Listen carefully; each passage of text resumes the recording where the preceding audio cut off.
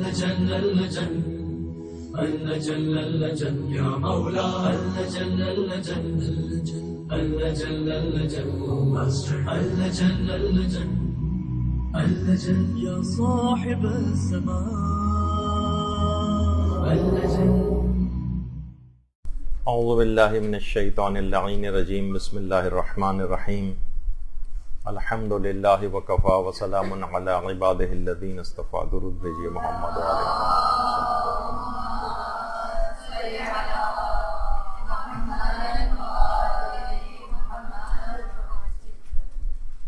بہترین نماز کیسے پڑھیں، اس سلسلے کا درس نمبر 37، اور اس میں ہم گفتگو کرتے کرتے مستحب نمازوں کے جو فقہی احکام ہیں اس کے چھٹے حصے کے اندر آج داخل ہو رہے ہیں. اور آج مستحب نمازوں میں سے ایک انتہائی اہم نماز، نماز شب، اس کا تذکرہ اور اس کے فقہی مسائل، اس کی اہمیت و فضیلت آج بیان ہوگی. دیکھیے، جو نماز شب ہے اس کے کئی نام آپ پڑھتی ہیں کتابوں میں. نماز شب بھی کہا جاتا ہے، نماز تہجد بھی کہا جاتا ہے، اور صلاۃ اللیل بھی اس کو کہتے ہیں. اور اس نماز کو نوافل یومیہ کے بعد سب سے زیادہ تاکیدی مستحب نماز قرار دیا جاتا ہے، نوافل یومیہ کے بعد. اور اتنی اہم یہ نماز ہے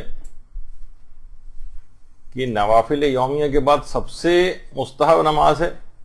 لیکن آیت اللہ بہجت فرماتے ہیں کہ سید الشہداء پر گریہ کرنا افضل مستحبات ہے، اور اس کا ثواب حتیٰ کہ نماز شب سے بھی زیادہ ہے.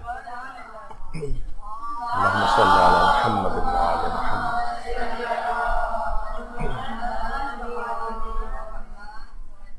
یعنی تمام مستحبات سے بالا تر ہے، فرماتے ہیں حتیٰ کہ نماز شب تک سے بھی. اور امام حسن عسکری علیہ الصلوۃ والسلام فرماتے ہیں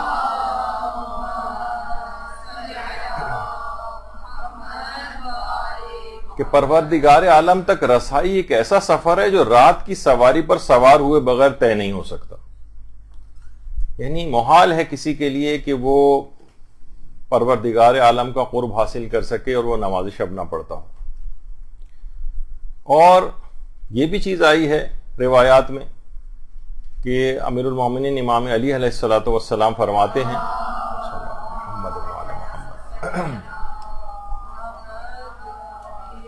کہ شب و روز تم میں کار فرما ہے، تم بھی ان میں کام کرو. وہ تم سے تمہاری عمریں لے رہے ہیں تو تم بھی ان سے فائدہ اٹھاؤ. تو شب اور روز یہ دونوں اس انداز کے اللہ کی مخلوق ہیں کہ بہرحال یہ ہماری عمروں میں سے حصہ لے رہے ہیں، تو ہمیں بھی چاہیے کہ ان سے مکمل طور پر کشید کریں. دن کے اوقات کے اندر بھی نیکیوں کو سر انجام دیں، رات کے اوقات میں بھی پروردگار کی اس انداز سے عبادت کر کے ثواب کو حاصل کریں. اور یہ بھی روایات میں بات آئی ہے کہ نماز عشاء کے بعد جاگتے رہنا سوائے دو افراد کے کسی کے لیے بھی سزاوار نہیں، مناسب نہیں. ایک تو نماز گزار، ظاہر ہے کہ جو کہ نماز شب وغیرہ پڑھے، اور دیگر نوافل، اور اس کے علاوہ مسافر. عام طور پر بلا وجہ جاگتے رہنا، بلا وجہ ٹی وی دیکھتے رہنا، بلا وجہ دیگر فضول مصروفیات یا آنا جانا یا ہوٹلنگ اور باہر نکلے رہنا، یہ مناسب نہیں ہے رات گئے تک جاگنے والوں کے لیے. روایت میں ہے کہ یہ صرف ان دو افراد کو اس بات کی اجازت ہے. اور اتنی اہم نماز ہے یہ نماز شب کہ پیغمبر اسلام کے اوپر تو یہ نماز واجب تھی. عام لوگوں کے لیے مستحب ہے، لیکن پیغمبر کے لیے یہ نماز واجب تھی. اور قرآن میں بھی اس کا نماز تہجد کے طور پر اس کا تذکرہ آیا ہے. وَمِنَ اللَّيْلِ فَتَحَجَّدْ بِهِ نَافِلَةً لَكَ. یعنی نماز تہجد، نماز شب، اس انداز سے اس کا ذکر قرآن کے اندر بھی آیا ہے. اور حقیقتاً یہ نماز ایسی ہے کہ مومن خالص افراد کو اس کے فضائل بستر پر لیٹنے نہیں دیتے. اور روایات میں بھی یہ بات آئی ہے، قرآن کی تو آیات ہیں کہ وہ ایسے افراد کی تعریف کی گئی ہے کہ جو رات کے وقت اپنے پہلوؤں کو بستروں سے الگ رکھتے ہیں. اور تفسیر نمونہ کے اندر بھی یہ بات آئی ہے کہ ہمارے امام جعفر صادق علیہ الصلوۃ والسلام فرماتے ہیں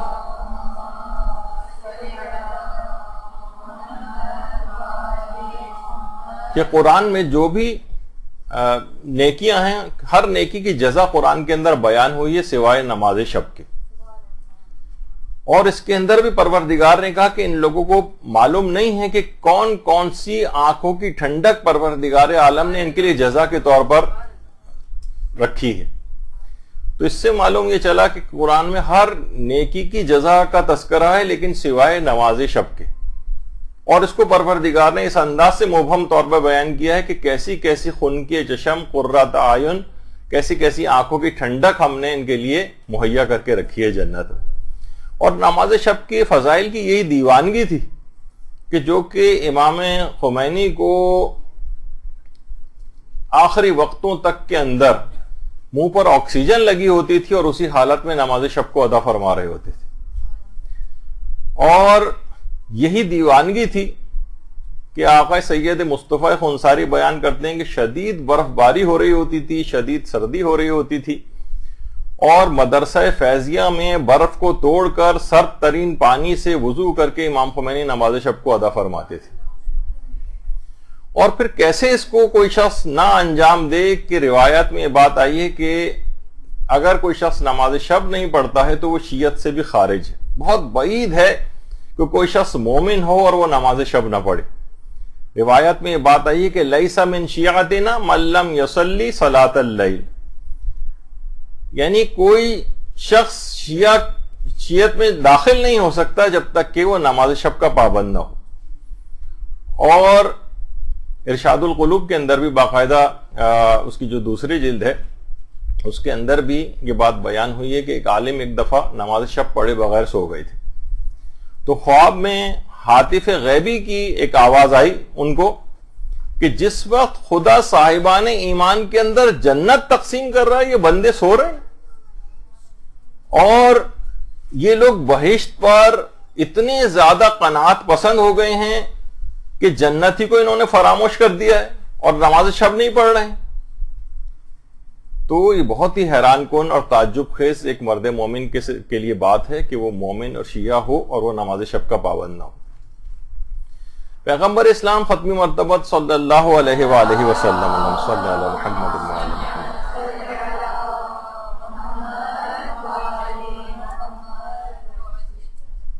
فرماتے تھے کہ جبریل اس قدر تاکید نماز شب کی لے کر پروردگار کی طرف سے مجھ پر نازل ہوئے ہیں کہ مجھے گمان ہونے لگا تھا کہ کہیں یہ امت کے اوپر واجب نہ ہو جائے، امت پر واجب نہ ہو جائے.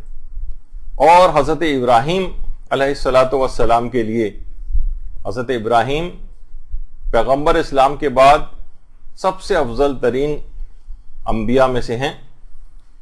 روایت میں ملتا ہے کہ ان کو خلیل خدا کا جو لقب ہے یہ دو وجوہات کی بنا پر پیغمبر فرماتے ہیں ان کو عطا ہوا ہے. جو انہوں نے خلت جو کی نعمت سے اور ایک عہدے سے جو سرفراز کیا گیا، اس میں پیغمبر فرماتے ہیں پہلی چیز تو یہ کہ لوگوں کو کھانا کھلایا کرتے تھے. یعنی کوئی ایک کھانا بھی ایسا نہیں ہوتا تھا، یہاں تک کہ تلاش میں نکلتے تھے، مسافروں کو لے کر آتے تھے، لوگوں کو لے کر آتے تھے، کبھی اکیلے کھانا تناول نہیں فرماتے تھے، ہمیشہ لوگوں کو کھانا کھلانا. اور دوسری چیز اس وقت نماز شب ادا کرنا جب سب لوگ سو رہے ہوتے. تو ان دو خصوصی وجوہات کی بنا پر حضرت ابراہیم خلیل خدا قرار پائے تھے. اور روایات میں بھی بات ملتی ہے کہ کتنے مصائب حضرت زینب سلام اللہ علیہا نے برداشت کیے تھے.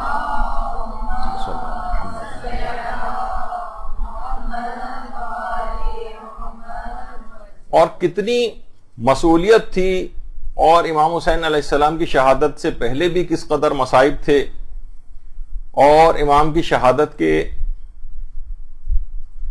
بعد بھی کتنے مصائب ہوئے.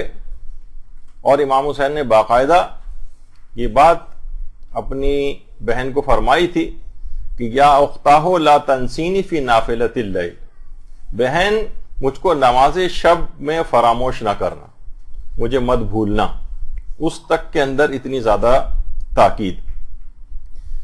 تو اتنی زیادہ آپ دیکھیں کہ سخت ترین راتوں میں اور بدترین مظالم کے بعد بھی، حتیٰ کہ شب عاشور اور شام غریبہ اور اسیری کی راتوں تک کے اندر یہ نماز جو ہے وہ حضرت زینب سلام اللہ علیہ سے ترک نہیں ہوئی. یہاں تک کہ بچوں کی تلاش جس انداز سے انہوں نے کی، ایک انتہائی غم اندوز سے، جس طریقے سے دل ان کا چھلنی ہوا تھا، اور جگر کے اندر جو ایک جلا دینے والی پیاس تھی، اور جسم اتنا ناتواں ہو چکا تھا، اور آئندہ دنوں تک کے اندر اپنے حصے کا کھانا اور پانی بھی بچوں کو دے دیا کرتی تھی، اور تو اس کے اندر بھی نماز شب ان سے قضا نہیں ہوئی. اور اس میں بھی حتیٰ کہ بیٹھ کر بھی اگر پڑھنی پڑ گئی تھی نماز تو بیٹھ کر نماز شب پڑھی تھی، اور خاندان اہل بیت کے افراد کے لیے بیٹھ کر کوئی بھی نماز پڑھنا کسی قیامت سے کم نہیں ہوتا تھا. تو اتنے مصائب کے بعد، اور اس کے بعد پھر اسیری کے جو دیگر ایام رہے ہیں ان تک کے اندر نماز شب کا فراموش نہ کرنا کتنی واضح طور پر اس بات کی اہمیت کا احساس دلاتا ہے کہ ایک مومن کو کس قدر پابند ہونا چاہیے. تو بہرحال امام حسین کا اس لحاظ سے کہنا کہ بہن مجھے نماز شب میں فراموش مت کرنا، یہ بہت ہی اہمیت کا احساس دلانے کے لیے کافی ہونا چاہیے. اصل میں علماء ایک چیز اور فرماتے ہیں کہ اصلاً یہ درخواست امام حسین کی اس وجہ سے نہیں تھی کہ بس صرف ایک درخواست کے طور پر ہم اس کو لیں، بلکہ ایک لحاظ سے دنیا کو حضرت زینب کے عابدہ شب زندہ دار ہونے کی اطلاع دینا مقصود تھی. اور صرف خاندان اہل بیت کے اندر ایک آدھ خواتین تک یہ سلسلہ نہیں تھا. حضرت زینب کبریٰ فاطمہ بنت الحسین سلام اللہ علیہ، اللہم صل علی محمد وعلی محمد،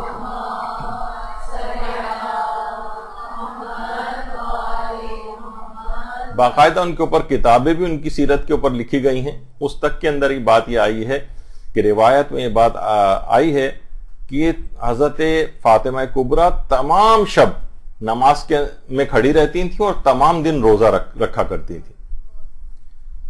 اچھا دیکھیے، ہم عام طور پر شریف کس کو سمجھتے ہیں؟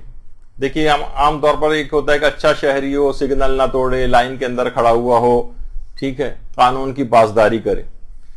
خصال جو شیخ صدوق کی کتاب ہے اس کے اندر صاحبان ایمان کی شرافت کا معیار یہ قرار دیا گیا ہے کہ وہ نماز شب پڑھتے ہو.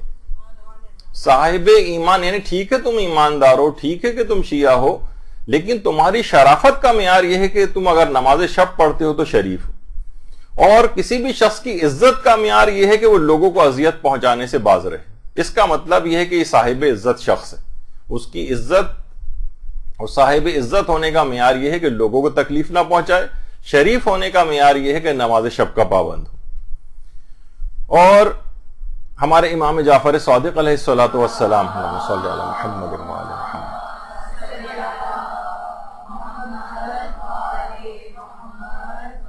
وہ فرماتے تھے کہ ایمان کی بھی جان ہے، یعنی ایمان جن چیزوں سے زندہ رہتا ہے وہ تین چیزیں.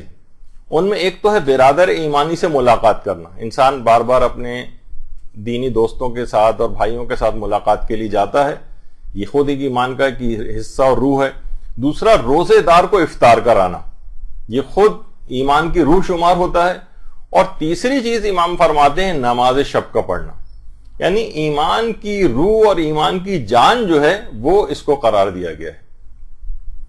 اچھا دیکھیے، عام لوگوں کے لحاظ سے بھی حکم ہے، لیکن عام لوگوں کی نسبت دینی طالبات، دینی طالب علم اور علماء کے لیے نماز شب کی اہمیت اور بہت زیادہ ہے. اتنی زیادہ ہے کہ باقاعدہ علامہ طبرسی، ہمارے 8ویں امام، امام علی رضا علیہ الصلوۃ والسلام، صلی علی محمد وعلی محمد،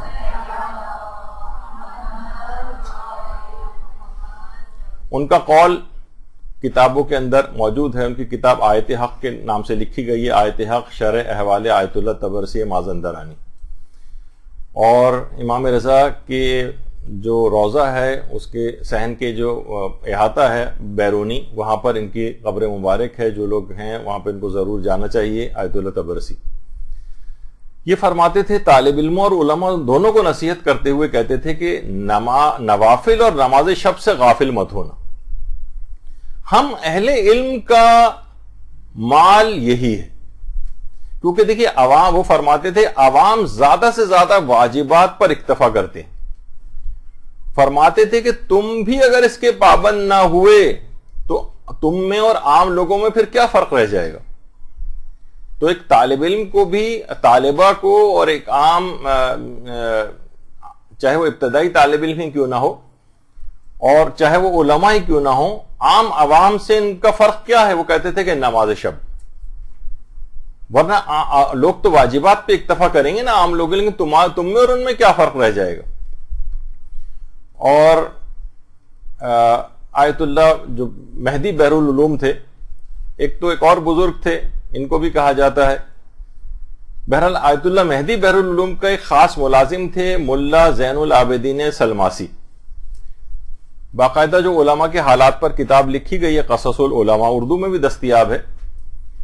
اس میں وہ فرماتے تھے کہ ان کی جو ملازم تھے کہ بحر العلوم ہر رات نجف کی گلیوں میں باقاعدہ غریبوں میں روٹیاں تقسیم کرنے کے لیے نکلتے تھے، اور نکلتے تھے اس کے بعد نجف کی گلیوں میں بھی جاتے تھے. ایک دن اچانک سے ہوا کہ انہوں نے طالب علموں کو درس دینا بند کر دیا.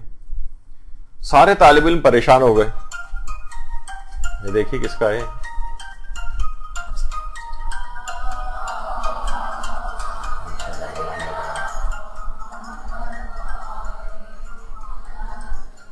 اچھا، کئی دن اس طرح سے ہوا، سارے طالب علم جو ہے وہ بڑے سخت پریشان ہو گئے.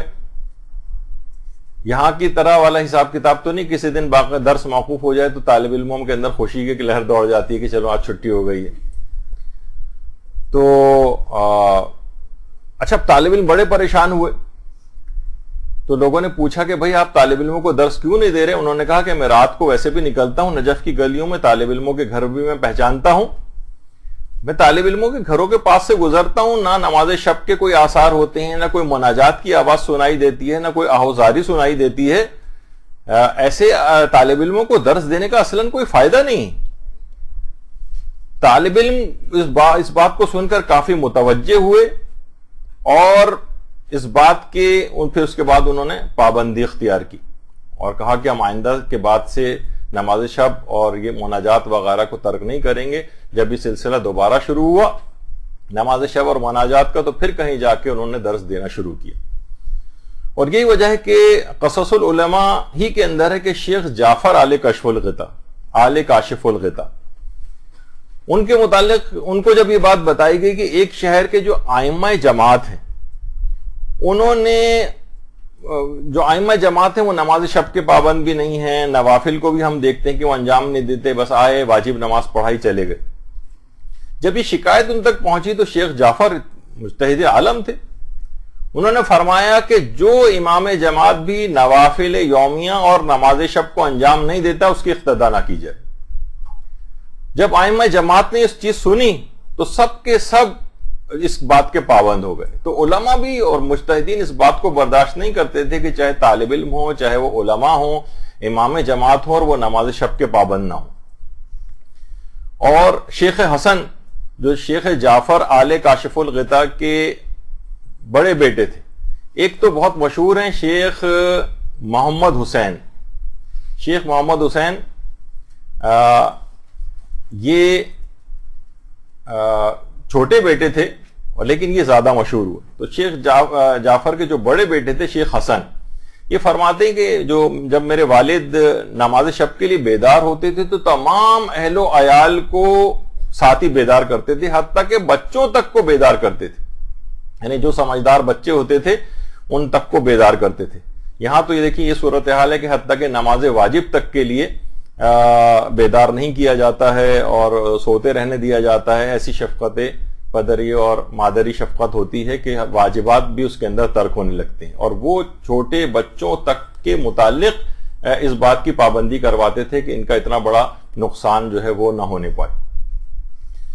تو اچھا ظاہر ہے خود بھی چھوٹے تھے. فرماتے ہیں شیخ حسن کہ میں بھی چھوٹا تھا اور نوجوانی کا ابتدائی دور تھا، اس میں بچے شرارتیں بھی کرتے ہیں، تو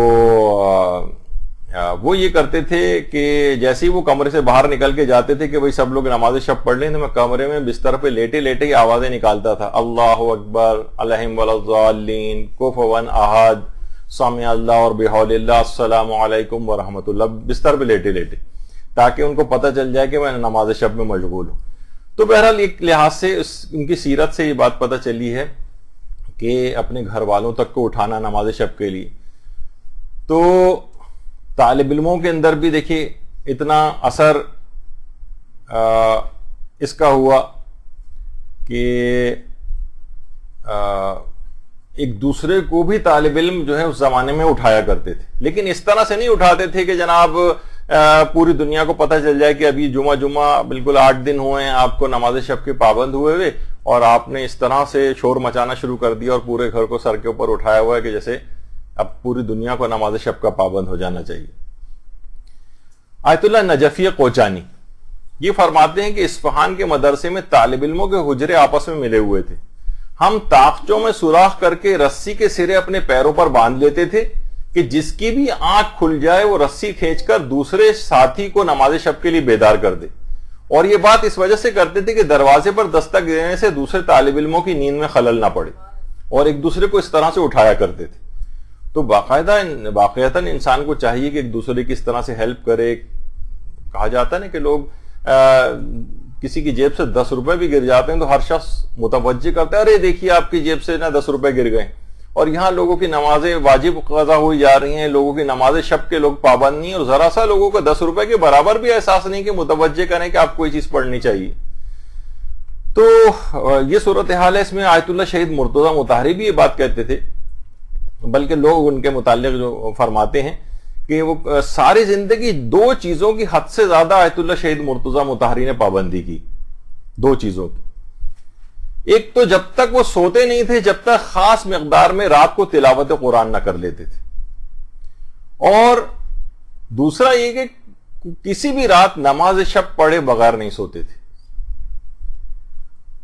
اچھا دیکھیے یہ ان افراد کے ماننے والوں کی سیرت ہے۔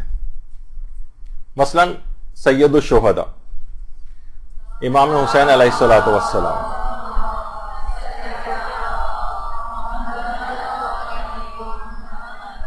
شب عاشور جو مہلت مانگی تھی ایک رات کی، مہلت کس لیے تھی؟ پوری رات خیموں میں تسبیح و تحلیل کی صدائیں گونج رہی تھیں، مناجات کی صدائیں گونج رہی تھیں، اذکار اور تلاوت قرآن کی صدائیں گونج رہی تھیں، نماز شب کی قرات کی آوازوں سے خیام گونج رہے تھے۔ تو اس رات ایک شب کی مہلت وہ انہی نماز شب اور ان مستحبات کے لیے مانگی گئی تھی، اور یہی طریقہ کار ان کے اپنے والد گرامی حضرت امیر المومنین علیہ الصلوۃ والسلام کا تھا۔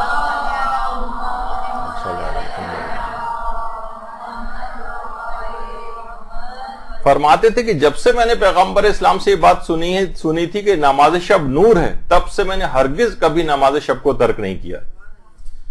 ابن قوا نام کا ایک منافق بیٹھا ہوا تھا امام کے پاس اور کہا کہ مولا کیا لیلۃ الحریر میں بھی آپ نے نماز شب کو ترک نہیں کیا تھا؟ فرمایا ہاں، لیلۃ الحریر میں بھی نماز شب کو ترک نہیں کیا تھا میں نے۔ لیلۃ الحریر اس کو کہا اس وجہ سے جاتا ہے کتوں کے رونے کی رات، یعنی دیکھیں 1.5 سال تک صفین کی جنگ چلی تھی، اور اس میں سب سے زیادہ شدید ترین لڑائی جس رات کو ہوئی تھی وہ لیلۃ الحریر تھی۔ اسی وجہ سے اس کا انعام ہے جب حاکم شام کے سپاہی زخم کھائے ہوئے کتوں کی مانند فریادیں بلند کر رہے تھے، سوائے اس رات کو تلواروں کی جھنکار کے اور دانتوں کے کچکچانے کے اور آہوں اور سسکیوں کے علاوہ کچھ اس رات کو سنائی نہیں دے رہا تھا۔ امیر المومنین فرماتے ہیں کہ اس رات لیلۃ الحریر میں بھی میں نے نماز شب کو ترک نہیں کیا تھا۔ تو یہ ایسی عظیم الشان نماز ہے کہ واقعتاً روایات میں آیا ہے، وسائل الشیعہ میں ہمارے چھٹے امام جعفر صادق علیہ الصلوۃ والسلام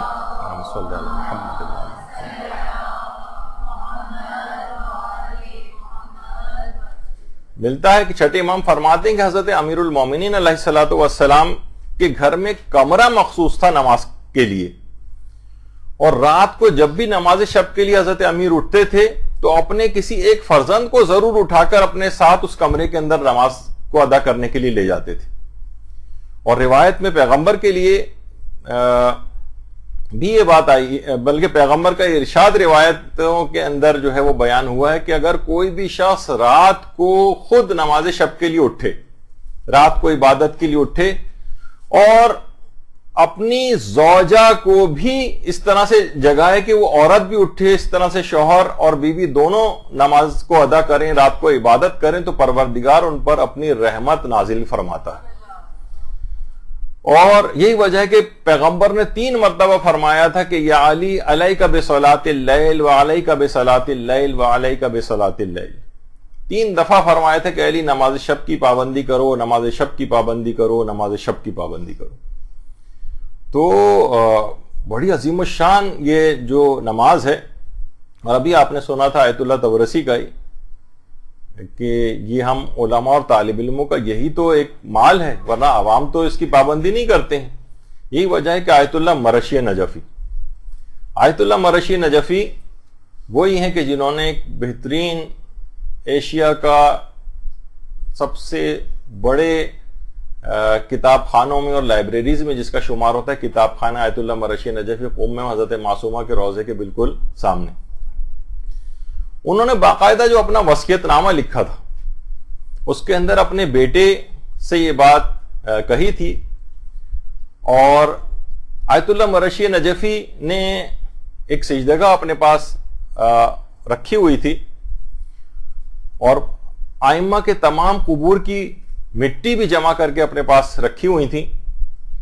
تو ایک سجدگاہ ہر وقت ان کے ساتھ ساتھ ہوتی تھی، جہاں بھی ہوتے تھے وہ سجدگاہ ساتھ ہوتی تھی. حتیٰ کہ ہاسپٹل کے اندر بھی کبھی بیمار بھی ہوتے تھے تو نماز شب کو آیت اللہ مرشی نجفی وہیں پر ادا فرماتے تھے، بستر پہ بیٹھے بیٹھے ادا فرماتے تھے. اور جب تک کھڑے ہونے کی حالت رہی ہاسپٹل کے اندر بھی کبھی اس نماز کو بیٹھ کر نہیں پڑھا ہے انہوں نے. اور اس وقت بھی ان کے پاس وہ سجدگاہ ہوتی تھی، ایک جا نماز ان کے پاس ہوتی تھی. تو باقاعدہ طور پر انہوں نے اپنے بیٹے کو وصیت کی تھی کہ میری وہ جائے نماز جس پر میں نے 70 سال نماز شب ادا کی، اور میری وہ تسبیح جو تربت امام حسین سے بنی ہوئی ہے، جس کے ہر دانے پر میں ہر صبح استغفار پڑھا کرتا تھا، وہ میرے ساتھ میری قبر کے اندر ساتھ دفن کی جائے. 70 سال تک ایک مصلی یا ایک جانواز ایسی جگہ جس پر انہوں نے نماز شب پڑھی تھی، کہا یہ میرے ساتھ دفن کی جائے. تو یہ باتیں ساری اس لحاظ سے متوجہ کرنے کے لیے ہیں. اور اس کے بعد جب آیت اللہ مرشی نجفی کو قبر میں دفن کیا گیا تو یہ تمام چیزیں ان کے ساتھ دفن کی گئی جو ان کی وصیت کے مطابق تھی. تو یہ تمام چیزیں اہمیت کا احساس دلانے کے لیے، ورنہ ایک مرجع یہ تو سوچیں کہ ان کا تو بہت زیادہ ان کے لیے سہولت اور آسانی تھی کہ یہ معصومہ قوم کے روضے کے اندر ان کی قبر کے بہت قریب دفن ہو سکتے تھے، لیکن انہوں نے کہا نہیں، میری قبر وہ سامنے لائبریری میں دروازے کے قریب قرار دی جائے کہ تاکہ طالب علم جب پڑھنے کے لیے جائیں تو ان کی قدموں کی خاک اڑ اڑ کے میری قبر کے اوپر گرے. تو یہ علماء کا ایک طریقہ کار ہے جس لحاظ سے وہ امر بالمعروف و نہی عن المنکر کیا کرتے. تو اور بعض اوقات یہ تحدیث نعمت بھی ہوتی. تحدیث نعمت یعنی نعمت کو بیان کرنا، نعمت کا اظہار، اس میں کوئی ریاکاری وغیرہ کا خدا نخواستہ پہلو نہیں ہوتا ہے. اور جب بھی انہوں نے کہا، اگر نہ لوگوں کے دماغ میں آ سکتا ہے کہ بھائی جناب انہوں نے یہ کیوں بتایا کہ 70 سال میں نے نماز شب اس پہ ادا کی اور سحر کے وقت میں استغفار کیا کرتا تھا، تاکہ لوگوں کے اندر شوق اور جذبہ پیدا ہو اس کو بھی تحدیث نعمت، ایک نعمت ان کو ملی ہے اس کا اظہار کرنا تاکہ لوگوں کے اندر بھی وہ چیز فروغ پائے. یہی وجہ ہے کہ دئبل خزائی جو کہ ہمارے امام رضا علیہ الصلوۃ والسلام کے صلی اللہ علیہ محمد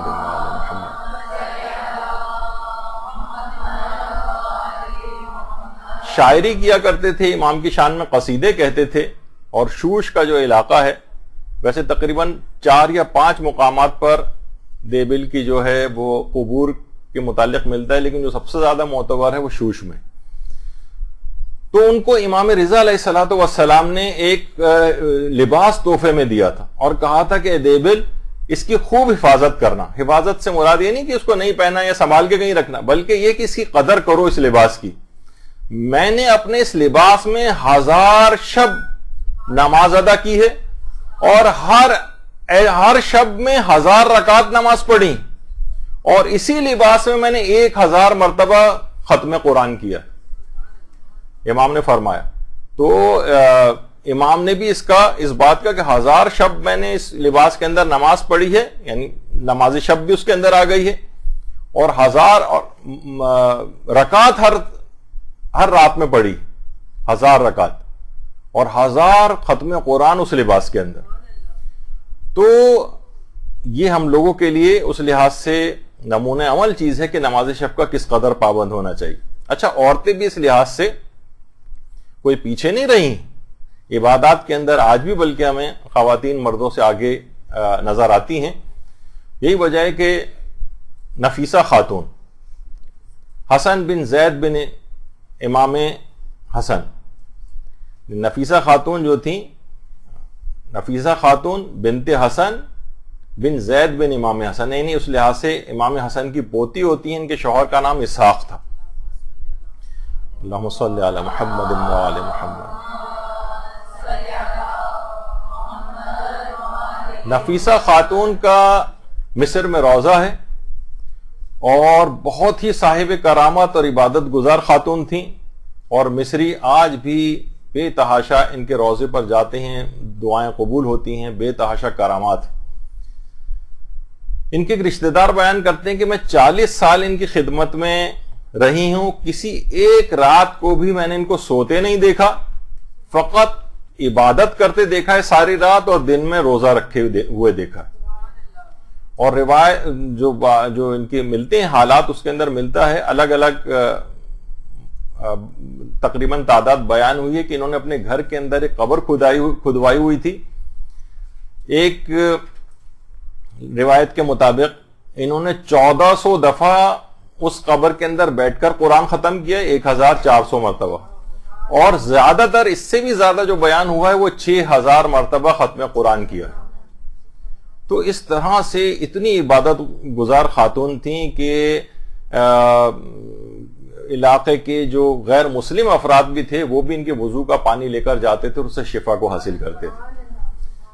جب ان سے پوچھا جاتا تھا کہ آپ اتنی عبادت کیوں کرتی ہیں، ساری رات عبادت کر رہی ہیں، اس طرح سے نماز شب پڑھ رہی ہیں، کہا کہ میں کیسے یہ عبادت نہ کروں کہ آخرت کے طویل اور مشکل ترین سفر مجھ کو درپیش ہے، جس پر سوائے نیک اور صالح افراد کے کوئی چل نہیں پائے گا۔ تو بہرحال یہودی افراد تک ان کے جو ہے ملتا ہے حکایتوں کے اندر کہ باقاعدہ مفلوج تک ان کے وضو کے پانی جب ان کے اوپر ڈالتے تھے تو مفلوج پیرالائز شخص بھی شفا یاب ہو جایا کرتے تھے۔ تو یہ ان کی نماز شب کی داستان ہے کہ ساری رات کبھی ایسا نہیں ہوا کہ ان کو سوتے دیکھا ہو، پوری رات اس انداز سے عبادت۔ شہید مطہری اپنے والد کے متعلق یہ بات فرماتے ہیں، ان کے والد تھے آخوند ملا محمد علی۔ ان کے متعلق شہید مطہری فرماتے ہیں کہ بلوغ کے بعد سے لے کر مرتے دم تک میرے والد سے کبھی نماز شب قضا نہیں ہوئی، بلوغ کے بعد سے لے کر مرتے دم تک۔ یہ شہید مطہری کے والد، اور فرماتے تھے کہ ایک اور خصوصیت ان کی یہ تھی جس کی بڑی الگ سے بھی خصوصیت ہے اس عمل کی، کہ مغرب اور عشاء کے درمیان ایک طویل سجدہ انجام دیتے تھے، مغرب اور عشاء کے درمیان۔ آج بھی اگر کوئی مومن یہ کرنا چاہے کہ مغرب اور عشاء کے درمیان ایک طویل سجدہ انجام دے، اور یہ طویل سجدہ بہرحال نماز شب کے اندر بھی کیا جا سکتا ہے، طویل سجدہ انجام دیتے تھے۔ تو آیت اللہ جواد ملکی تبریزی جو خود امام خمینی کے عرفان کے استاد شمار ہوتے ہیں، وہ اپنے استاد آخوند ملا حسین قلی حمدانی، کربلا میں امام حسین علیہ السلام کے حرم میں مقدس کے اندر ان کی قبر مبارک ہے، ان سے ایک مرتبہ یہی بات پوچھی گئی، کہہ رہے ہم نے ان سے پوچھا، آیت اللہ جواد ملکی تبریزی کہتے ہیں کہ ہم نے آقا حسین قلی حمدانی سے پوچھا کہ ہم اصلاح قلب کے لیے اور قلب کی نورانیت کے لیے اور تحصیل معارف کے لیے ہم کون سا مؤثر ترین عمل آپ کے خیال میں ہے؟ تو حسین قلی حمدانی نے فرمایا کہ ایک عمل سے زیادہ کوئی بھی عمل اتنا مؤثر نہیں ہے جتنا کہ یہ عمل ہے، اگر تم اس پر مداومت کرو، یعنی ہمیشہ اس عمل کو انجام دو، تو اس سے زیادہ مؤثر کوئی عمل ہی نہیں ہے جس سے تمہارا قلب بالکل طاہر اور پاک و پاکیزہ ہو جائے گا، اور نورانیت قلب جو ہے اس سے تم بہرہ مند ہوگے، اور معرفتوں پروردگار کی جو معرفت ہے اس میں اضافے سے اضافہ تر ہوتا چلا جائے گا، اور وہ یہ ہے کہ شب و روز میں ایک طولانی سجدہ انجام دو. یہ نماز شب میں بھی ہو سکتا ہے، اور اس طولانی سجدے میں جس قدر بھی ممکن ہو ذکر یونسیہ پڑھو، لا الہ الا انت سبحانک انی کنت من الظالمین، یہ انجام دو. اچھا، ذکر یونسیہ حضرت یونس علیہ السلام نے پڑھا تھا، اور کب پڑھا تھا؟ جب مچھلی کے پیٹ میں گئے تھے. مچھلی کے پیٹ میں انہوں نے مچھلی سے باہر نکلنے کے لیے، جو زندان تھا مچھلی کا پیٹ، اس سے نکلنے کے لیے انہوں نے اس کو پڑھا تھا. وہ فرماتے تھے لیکن تم اس نیت سے انجام دو کہ اخلاق رذیلہ کی قید و بند سے میرے روح اور قلب نجات پالے اور رہائی پالے. اور یہی وجہ ہے کہ اس کے بعد ہی ہے لا الہ الا انت سبحانک انی کنت من الظالمین فاستجبنا لہ ونجیناہ من الغم. بس جب بھی کوئی ہمیں پکارتا ہے تو ہم اسی طرح سے فوراً ہم اس کی دعا کو قبول کر لیتے ہیں. فاستجبنا، فوراً اس کی دعا قبول کر لیتے ہیں، ونجیناہ من الغم، اور اس کو غموں سے نجات عطا کرتے ہیں. فوراً مدد آتی. وہ فرماتے تھے اگر کوئی ایک طولانی سجدہ اس طرح سے انجام دے کہ جس میں ذکر یونسیہ کو پڑھے، اور اس میں ظاہر ہے کہ بار بار ذکر یونسیہ پڑھنا ہے، تو فوری الہی مدد اس کے پاس آتی، جس طریقے سے حضرت یونس کے پاس آئی تھی. اور وہ مچھلی کے پیٹ سے باہر آئے تھے تو اخلاق رذیلہ سے بھی ہماری روح اسی طرح سے آزاد ہو جائے گی. وہ فرماتے تھے کہ اس عمل کی اگر مداومت کی جائے، ہمیشہ اس کو انجام دیا جائے، تو میں اس سے زیادہ نورانیت قلب کے لیے کوئی بھی عمل کو مؤثر نہیں سمجھتا ہوں. تو آیت اللہ جواد ملکی تبریزی فرماتے ہیں کہ ان کے شاگردوں نے، جاننے والوں نے اور دیگر علماء نے آیت اللہ حسین قلیہ حمدانی کے اس عمل کو کرنا شروع کیا، اور ان کے بہت سے شاگرد تو اس طور پر کہ سجدے میں جانے کے بعد 3,000 دفعہ ایک ہی سجدے میں ذکر یونسیہ کو پڑھنے لگے. 3,000 دفعہ ایسی مداومت کی، اور بڑے بڑے مقامات علمیہ پر اور بڑے بڑے مقامات عرفانی کو انہوں نے حاصل کر لیا اسی طویل سجدے کے ذریعے. اور باقاعدہ اس بات کو آیت اللہ جواد ملکی تبریزی نے اسرار الصلاۃ جو کتاب ہے اس میں بھی اور المراقبات کے اندر جو ہے وہ نقل کیا ہے. اور وہ ایک بات اور بھی فرماتے تھے کہ ہمارے استاد حسین قلی حمدانی وہ ایک چیز کو اور بہت زیادہ اہمیت دیتے تھے، اور وہ ہے شب جمعہ اور جمعے کے روز عصر کے وقت. یہ دو اوقات میں 100 مرتبہ سورہ قدر پڑھنے کی بھی بہت زیادہ تاکید فرماتے تھے. نہیں، الگ سے بغیر سجدے کے سورہ قدر کی تلاوت شب جمعہ میں 100 دفعہ پڑھی جائے، اور جمعے کے دن عصر کے وقت 100 دفعہ پڑھی جائے. کہتے تھے روحانیت کے لیے یہ بہت ہی زیادہ مؤثر اس بات کو سمجھتے تھے. اور ایک مرتبہ بھی انسان واقعتاً نماز شب کا اس انداز سے پابند ہو جائے اور ارادہ کر کے اس کے اوپر عامل ہو جائے، تو پھر اس کو علماء فرماتے ہیں کہ کسی بھی اٹھانے والے کی بھی ضرورت نہیں ہوگی، باقاعدہ فرشتے نماز شب کے لیے اس کو جگایا کریں گے. اللہم صلی علی محمد.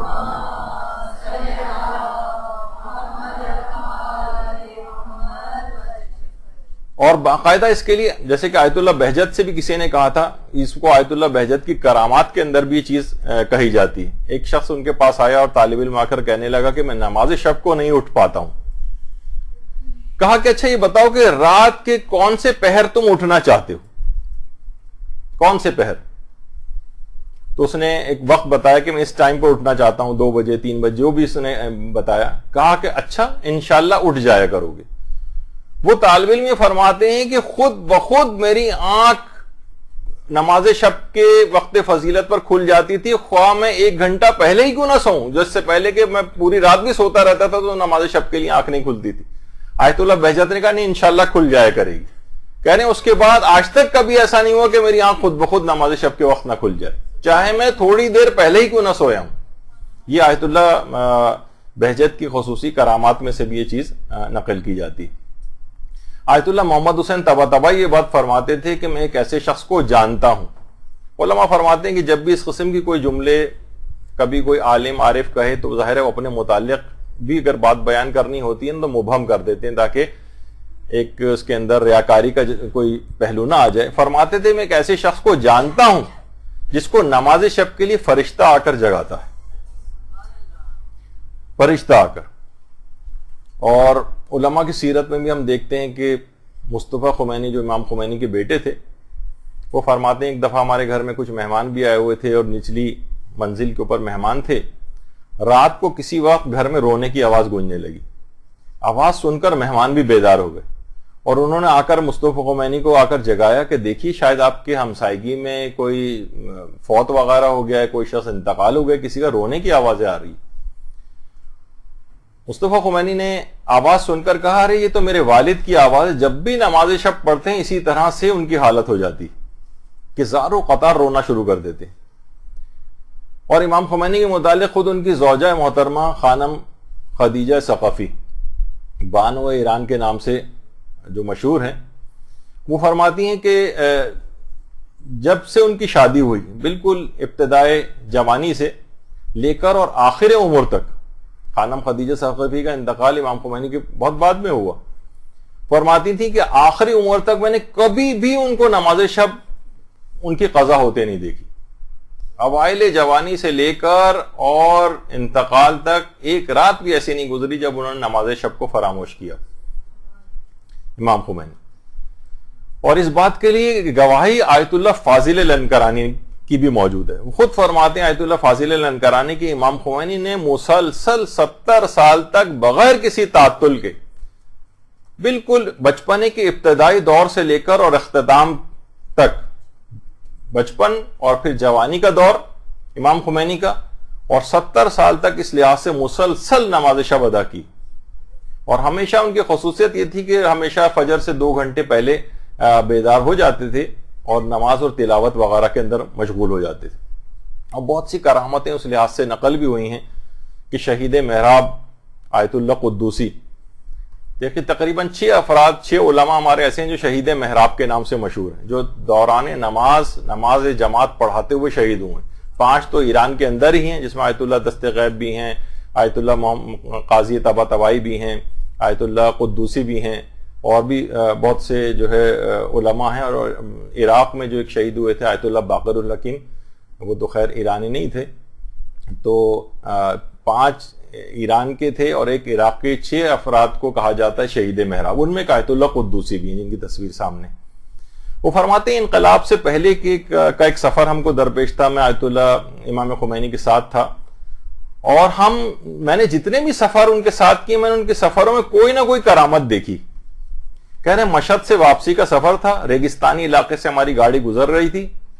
اچھا اس زمانے میں جو بھی حالات تھے, کافی عرصہ پہلے کی بات ہے, تو رستے میں روسی سپاہیوں نے ان کو روکا, روسی سپاہیوں نے, اور تلاشی وغیرہ کے لیے. تو امام خمینی کو کچھ نہیں کہا کہ تلاشی لو, اور خود نیچے اتر کر یعنی کہتے تھے کہ ناممکن تھا کہ کوئی رات اس طرح سے سفر کی گزر جائے اور امام خمینی نماز شب نہ پڑھیں.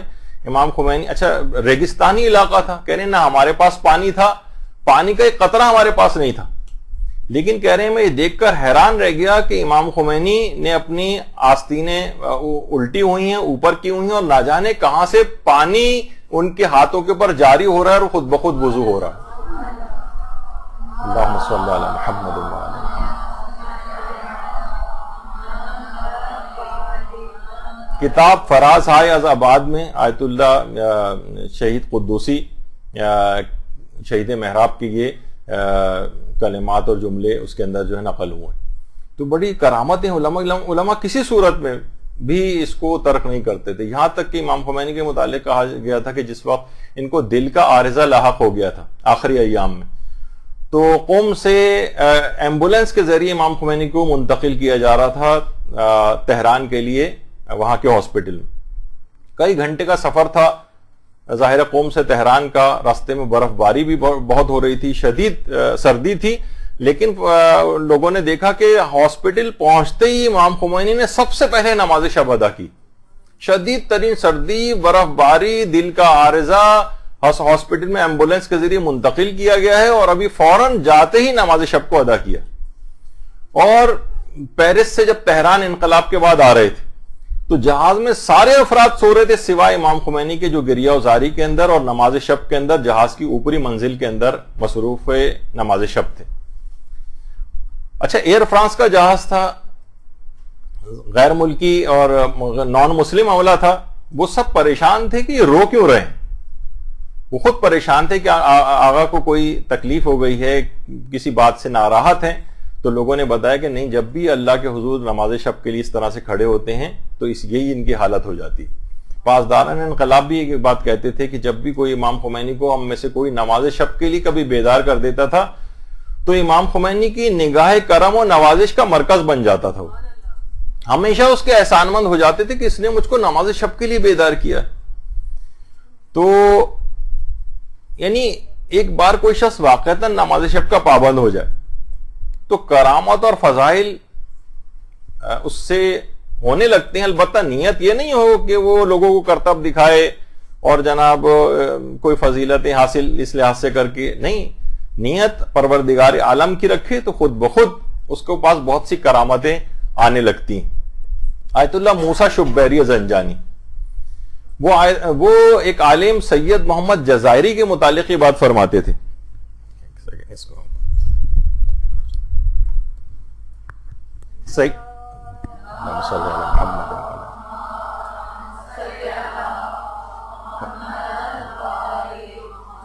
فرماتے تھے کہ آقا سید محمد جزائری استخارہ تسبیح کے بہت ماہر تھے۔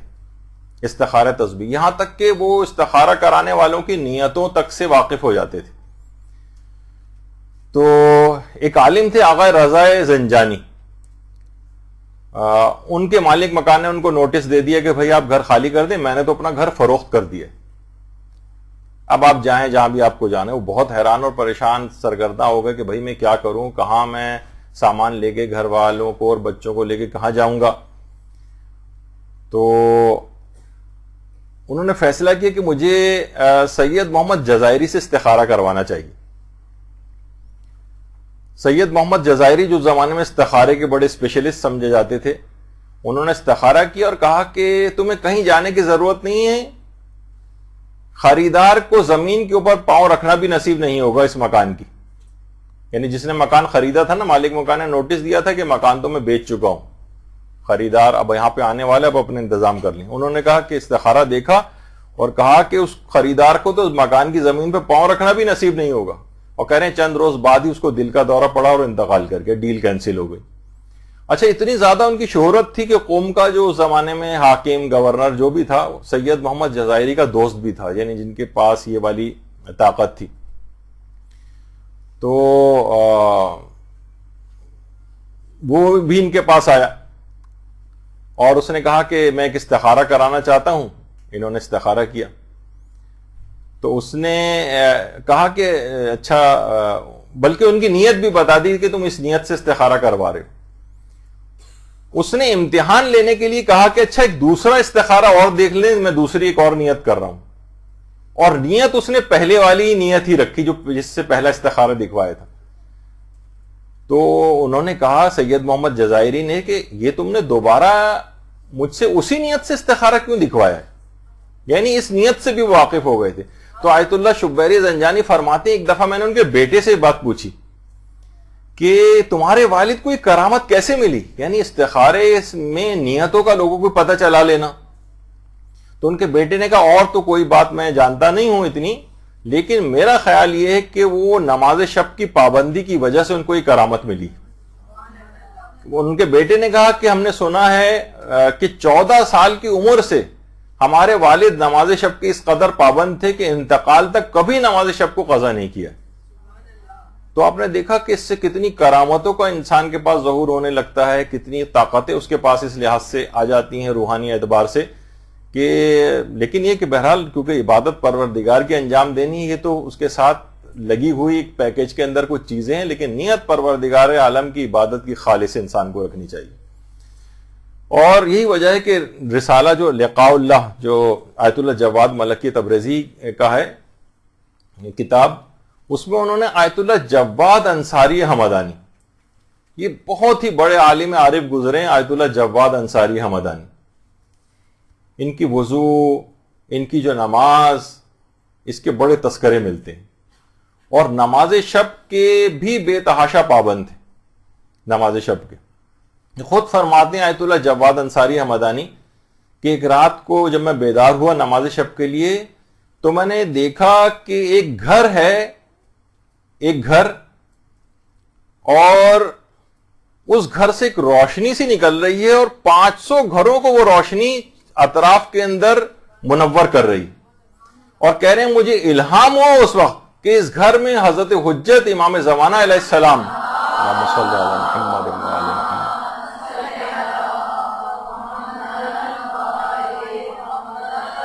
حضرت حجت اس گھر میں نماز شب ادا فرما رہے ہیں۔ ایک نور سا اس گھر سے نکل رہا ہے جو اطراف کے 500 گھروں کو بھی منور کر رہا ہے۔ تو دیکھیے ہماری یہ نماز شب اگر ہم اس کے پابند ہوں تو امام زمانہ علیہ السلام شب میں نماز شب کو ادا فرماتے ہیں، ہماری نماز ان کی نماز کے ساتھ ہی مل کر پروردگار عالم کی طرف قبولیت کو انشاءاللہ اختیار کرے گی۔ اور کیونکہ یہ امام زمانہ خود اپنے جد امیر المومنین علیہ الصلوۃ والسلام کے ہی کے فرزند ہیں، صلی اللہ علیہ محمد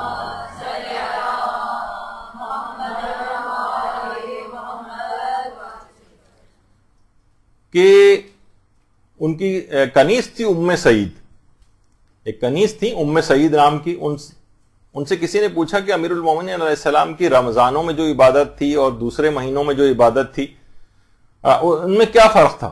تو کہنے لگی عبادت کے لحاظ سے تو حضرت امیر المومنین کی رمضان اور غیر رمضان کی عبادت میں کوئی فرق ہی نہیں تھا، پورے سال کی تمام راتوں میں اسی طرح سے جاگ کر عبادت کرتے تھے اور دن میں اسی طرح سے روزہ رکھا کرتے تھے۔ یعنی پورے جب یہی وجہ ہے کہ جب شب 19 رمضان کو گھر سے نکل کر جا رہے تھے تو آسمان کو دیکھ کر کہا تھا کہ اے طلوع فجر گواہ رہنا، کبھی ایسا نہیں ہوا ہے کہ تو طلوع ہوئی ہو اور علی سو رہا ہو۔ تو بہرحال یہ دیکھیے جو لذت ہے، جو سحر خیزی کی لذت ہے، یہ نماز شب کی لذت ہے، یہ عرفا ایسی محسوس کرتے ہیں کہ اس کے مقابلے میں کوئی لذت محسوس نہیں ہوتی۔ آیت اللہ شہید مرتضی مطہری فرماتے تھے کہ نماز شب، اس کی جو مناجات ہے، اس کی جو لذت معنوی ہے، یہ سوائے صادقین کے، صابرین کے اور مستغفرین بالاسحار کے، یعنی جو سحر کے وقت اٹھ کر استغفار کرتے ہیں، اس سے ان کے علاوہ کوئی اس لذت سے واقف نہیں ہوتا۔ وہ فرماتے تھے کہ جو پورا دن فسق و فجور کے اندر انسان گزارے، پورا دن جو ہے وہ مادیات کے غلبے اس کے اوپر رہیں، اور پورا دن ہنسی کھیل کے اندر اس طرح سے اڑا دے، لہو و لعب کے اندر مصروف رہے، رات کو اتنا کھانا کھا لے کہ سانس لینے کی اس کے پاس جگہ نہ رہے، بستر پر مردار بن کر جا کر اس طرح سے لیٹ کر سو جائے، کوئی گمان کر سکتا ہے کہ یہ شخص جو ہے نماز شب کے لیے اٹھ کر اور مناجات کی لذت کو کبھی حاصل کر سکے گا؟ اس کے لیے دن بھی ایسا ہی گزارنا پڑتا ہے۔ تو شہید مطہری کے متعلق باقاعدہ احیاء تفکر اسلامی کے اندر یہ بات لکھی کہ روزانہ ایک جز قرآن کا، یعنی ایک سپارہ روزانہ جو ہے تلاوت کرتے تھے، اور رات کے وقت کچھ وقت آرام کرتے تھے، اور اس کے بعد پھر نماز شب کے لیے اٹھا کرتے تھے، اور کہتے تھے ان دو چیزوں کے اوپر اگر کوئی شخص عامل ہو جائے، دو چیزوں پر عامل ہو جائے اگر کوئی شخص، یعنی روزانہ ایک پارے کی تلاوت اور کچھ وقت آرام کرنے کے بعد نماز شب کے لیے اگر کوئی شخص اٹھ جائے، تو فرماتے تھے اس کے بعد وہ 100 سال کی بھی عمر گزارے، ایک رات کبھی ایسی نہیں گزرے گی کہ جس رات کو وہ آرام کے ساتھ نہ سوئے، سکون کی نیند نہ سوئے، اور اس کا دل زندہ نہ ہو جائے۔ یعنی کہتے تھے ممکن ہی نہیں۔ تو دنیاوی لذتوں اور گناہوں کو ترک کرنے سے اصل میں یہ لذت حاصل ہوتی، یعنی ایسا نہیں ہے کہ کوئی بس لذت حاصل ہونے لگے گی نماز شب کی اس کو جب تک کہ وہ گناہوں کو نہیں چھوڑے گا۔ اور جب کوئی شخص اس انداز سے گناہوں کو ترک کرنے کے بعد نماز شب ادا کرے تو اس کے بعد جب بھی وہ ذکر خدا کرے گا اور نماز شب کے اذکار کو ادا کرے گا، در و دیوار اس کے ساتھ ہم آہنگ ہو کر تسبیح پروردگار کرنے لگتے ہیں۔ اللہم صلی علی محمد وعلی محمد۔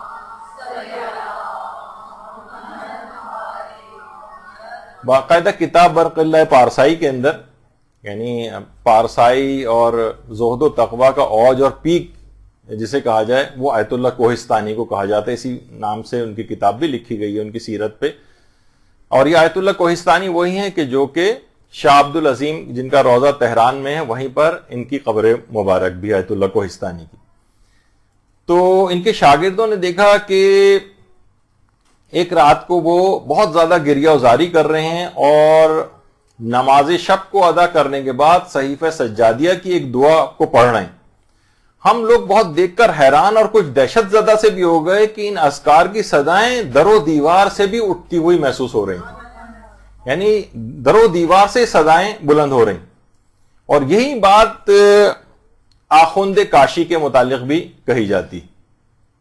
آخوند کاشی باقاعدہ ان کے موضوع پر بھی ایک کتاب لکھی گئی ہے، ان کی سیرت پر، شرح احوال آخوند ملا محمد کاشانی، آخوند کاشی کے نام سے لیکن مشہور ہے. اچھا، یہ استاد تھے آیت اللہ نجفی کوچانی کے.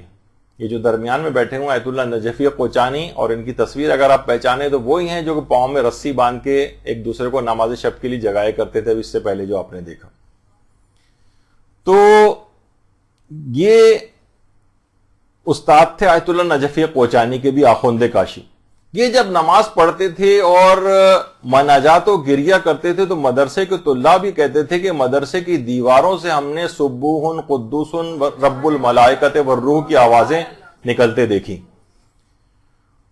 تو آج کل کے تو دیکھیے طالب علم جو ہے وہ بہرحال عبادت سے بھی بھاگتے ہیں، اور باقاعدہ کچھ تو اس قسم کے مغالطوں کے اندر حوزہ علمیہ کے کچھ طالب علموں کو بھی دیکھا گیا ہے. سب نہیں، کچھ طالب علم، یہ تو میں نے ایسی آپ کو تاکہ آپ کو اندازہ ہو جائے، وہ یعنی کچھ طالب علموں کا اپنا یہ نظریہ ہے کہ صرف ہمیں درس پڑھنا چاہیے. نماز شب معنی تحصیل علم دین ہے، یعنی اگر اس میں ہم ٹائم لگائیں گے اس سے بہتر نہیں کہ اتلاف وقت ہے تو کہ عبادت ٹھیک ہے، جب علم کوئی حاصل ہو جائے گا تو پڑھتے رہیں گے بعد میں نماز شب. علماء فرماتے ہیں سخت اشتباہ، توفیقات علمی کا حصول خود جو ہے جس سے طالب علم کو فائدہ ہوتا ہے وہ خود نماز شب پڑھنے سے ہوتا ہے.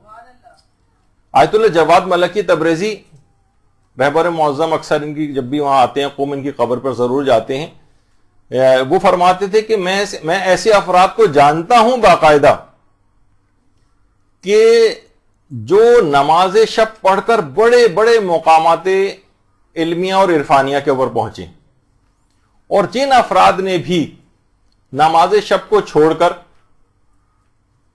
علم حاصل کرنے کی کوشش کی، مطالعے کے اندر غرق رہے، انہوں نے پوری کوشش کی، تب بھی وہ باوجود اس کے کہ پورے وقت انہوں نے علم دین کو لگایا نماز شب کو چھوڑ کر، لیکن وہ کبھی کسی بڑے علمی مقام تک نہیں پہنچ سکے. ایک بے برکتی ہے، وہ علم نورانیت سے آری ہے کہ جس کے ساتھ طالب علم نماز شب نہ پڑھے. بلکہ ابھی آپ نے سنا تھا کہ وہ شخص ہمارا شیعہ نہیں، جو شیعت سے خارج ہے، وہ شخص کہ جو کوئی نماز شب نہ پڑھتا. اب بتائیے شیعت سے خارج ہونے کے بعد کون سا علمی مقام آپ کو حاصل کرنا ہے؟ بہت سے لوگ تو شرارتاً بھی اس بات کی باتیں کرنے لگے کہ نہج البلاغہ کے اندر مولا کا فرمان ہے کہ یقین کی حالت میں سو جانا شک کی حالت میں نماز سے بہتر ہے، تو ہم یقین کی حالت میں سو جاتے ہیں. اچھا، یہ نہیں پتا کہ حکمت نمبر 97 جا کر آپ نہج البلاغہ میں دیکھیے گا کہ اس سے پہلے کا جملہ کیا ہے. امام نے خارجی کے متعلق یہ بات کہی تھی، ایک خارجی سے امام نے یہ بات سنی تھی کہ وہ نماز شب جو ہے کا بہت پابند ہے اور تلاوت قرآن بھی وہ بہت زیادہ کرتا ہے. تو امام نے پھر یہ جملے کہے تھے کہ شک کی حالت میں نماز پڑھنے سے بہتر ہے، یقین کی حالت میں سو جاتے ہیں. خارجی کے متعلق، یعنی آپ اپنے لیے خارجی کا قول امام کا جو ہے وہ پیش کر رہے ہیں. جو دین سے خارج تھا، جو دشمنی امیر المجرمین خارجیوں نے جنہوں نے جنگ کی ہے امام سے، وہ اس قسم کے زاہد خشک ہوا کرتے تھے کہ کفر کے باوجود وہ اس طرح سے یہ والا عمل کرتے تھے. ان کے متعلق امام نے یہ بات کہی تھی. تو آج کل مومنین اپنے لیے کہہ رہے ہیں کہ ہم یقین کی حالت میں سو جاتے. خیر، تو بہرحال اب آ جائیے، یہ تو اس کی کچھ اس لحاظ سے بات تھی. اب آ جائیے کچھ اس کے فقہی مسائل پر. نماز شب کی کل رکعت کتنی ہیں؟ 11 رکعت کی نماز ہے، اور 2 کر کے 4 نمازیں تو نماز شب کی نیت سے پڑھی جائیں گی، 2 رکعت نماز شفا کی نیت سے پڑھی جائے گی، اور 1 رکعت نماز وتر کی نیت سے پڑھی جائے گی. اچھا، یہ جو نماز شب کا ایک لحاظ سے دیکھا جائے تو اس میں 8 رکعت 2 کر کے ایک جیسی نمازیں ہیں، اور اس کے بعد پھر 2 رکعت نماز شفا اور 1 رکعت نماز وتر. اس میں سب سے زیادہ بافضیلت حصہ کون سا ہے؟ علماء فرماتے ہیں سب سے زیادہ بافضیلت حصہ آخری والا ہے. آخری والے سے مراد 2 رکعت نماز شفع اور 1 رکعت نماز وتر کا. یہ سب سے زیادہ بافضیلت ہے. اچھا، یعنی یہ باقی 8 رکعت سے بھی زیادہ فضیلت کا حامل ہے. اچھا، اب 11 رکعتی جو نماز شب ہے، اس میں کون سی نماز سب سے زیادہ بافضیلت ہے؟ ابھی تو آپ نے سنا آخری والا. آخری کے اندر سے بھی نماز شفع جو ہے اس کی فضیلت نماز وتر سے زیادہ ہے. تو اس لحاظ سے پوری 11 رکعت میں سے جو سب سے زیادہ بافضیلت نماز ہے وہ نماز شفع. اچھا، نماز شب کا وقت کب سے کب تک ہوتا ہے؟ دیکھیے، آیت اللہ سیستانی کے نزدیک تو غروب آفتاب سے ہی نماز شب کا وقت شروع ہو جاتا ہے، اور لیکن پڑھی اس وقت جائے گی کہ جب جتنی دیر میں نماز مغربین پڑھی جاتی ہے اتنا وقت گزر جائے. یعنی بلکہ نماز مغربین پڑھ ہی لیں، اس کے بعد ظاہر ہے کہ نماز شب کو پڑھ سکتے ہیں، اور اس کا وقت چلے گا یہاں تک کہ فجر تک اس کا وقت رہے گا. البتہ یعنی آیت اللہ سیستانی کے مقلدین نماز شب کو نماز مغربین پڑھنے کے فوراً بعد بھی پڑھ سکتے ہیں، فوراً بعد بھی. البتہ اس کا ثواب نسبتاً کم ہے کیونکہ اس کا ایک وقت فضیلت بھی ہے. وقت فضیلت کیا ہے؟ دیکھیے، قول مشہور یہ زیادہ تر علماء کا نظر یہ ہے کہ اصل وقت اس کا شروع ہوتا ہے آدھی رات کے بعد سے، آدھی رات اور طلوع فجر تک. لیکن آقا سیستانی کا ایک ایکسپشن ہے، وحید خراسانی بھی یہی کہتے ہیں. وہ فرماتے ہیں کہ نہیں، نماز مغربین پڑھنے کے فوراً بعد بھی آپ اس کو پڑھ سکتے ہیں لیکن وقت فضیلت ابھی نہیں آیا. وقت فضیلت آئے گا آدھی رات کے بعد، اور خاص طور پر آخری جو پہر رات کا ہوتا ہے، اور اس میں بھی فجر سے جتنا قریب پڑھی جائے گی اتنا زیادہ اس کو ثواب ملے گا. نماز شب کا جو وقت فضیلت ہے وہ فجر سے قریب ترین ہے. عام طور پر یہ وہی وقت ہوتا ہے جو رمضانوں میں روزہ سحری بند ہونے کا وقت ہوتا ہے، یعنی تقریباً 10-12 منٹ پہلے آپ سحری اپنی بند کر دیتی ہیں. تو سب سے بہتر یہ ہے کہ نماز فجر جس وقت آپ پڑھیں گے اس سے 10 منٹ پہلے کا جو امساک کا پیریڈ ہوتا ہے، عام طور پر لوگ احتیاط کرتے ہیں اور اس دوران کچھ کھاتے پیتے نہیں ہیں، تو اس دوران بہتر ہے کہ نماز شب کو سب سے بافضیلت وقت وہ ہے. البتہ جیسے کہ ابھی آپ نے دیکھا کہ اس کا دورانیہ طویل ہے، اور بالکل نماز مغربین کے فوراً بعد سے لے کر فجر تک اس کا ٹائم رہتا ہے. اچھا، اب ایک سوال ہے کہ کیا نماز شب میں کمتر رکعت پر اختصار کی شرعاً اجازت ہے؟ بھئی 11 رکعت ہمارے لیے پڑھنا مشکل ہے، معلوم ہے کہ فضیلت بہت زیادہ ہے، 11 ہی پڑھنی چاہیے لیکن نہیں پڑھی جاتی یا ابھی عادت نہیں ہوئی ہے. تو جی ہاں، شرعاً اس کی اجازت ہے کہ اس کو آخری 3 رکعت جو ہیں نماز شفع 2 رکعت اور 1 رکعت نماز وتر، اس پر بھی آپ اختصار کر سکتے ہیں. نماز وتر یا نماز وتر اور نماز شفع، یعنی باقاعدہ اس بات کی شرعی طور پر اجازت ہے. البتہ ثواب ظاہر ہے اس کے مقابلے میں 11 رکعت مکمل پڑھنے کا ثواب زیادہ ملے گا. لیکن بہرحال اگر کوئی چاہتا ہے کہ نہیں نماز شب میرے ہاتھ سے نکلنے نہ پائے، اس کا ثواب تو کم سے کم وہ اس طرح سے ضرور کر لے، کیونکہ پیغمبر اکرم صلی اللہ علیہ وآلہ وسلم صلی اللہ علیہ محمد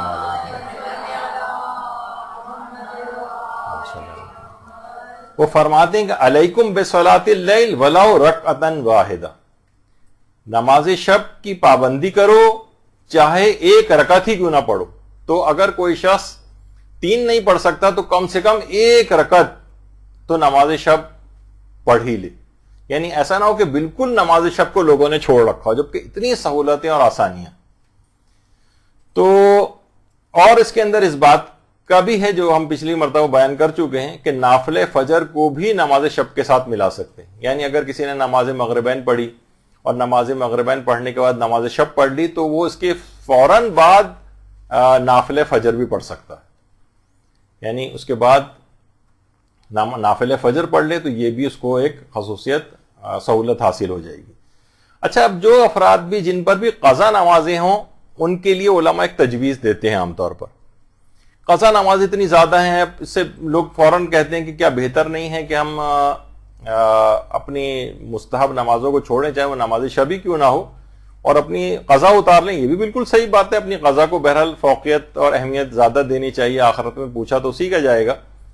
لیکن علماء فرماتے ہیں کہ بہرحال نماز شب کو بھی کیوں چھوڑیں، تو ایک طریقہ کار کر سکتے ہیں کہ جو 8 رکعتیں آپ پڑھتے ہیں اس سے پہلے نماز شب کی نیت سے 2 رکعت کر کے جو 4 نمازیں ہیں، اس کے بجائے آپ کوئی بھی 8 رکعتیں قضا پڑھ لیں. مثلا ظہر اثر پڑھ لیں ظہر اثر ہی کی نیت سے، ابھی اس کی تفصیل بھی آ رہی ہے، یا مثلا فجر کی 2 کر کے 4 نمازیں قضا پڑھ لیں، اور جو 3 رکعتیں ہیں وہ آپ نماز شب ہی کی نیت سے پڑھیں، یعنی نماز شفع کی 2 رکعت اور 1 رکعت نماز وتر.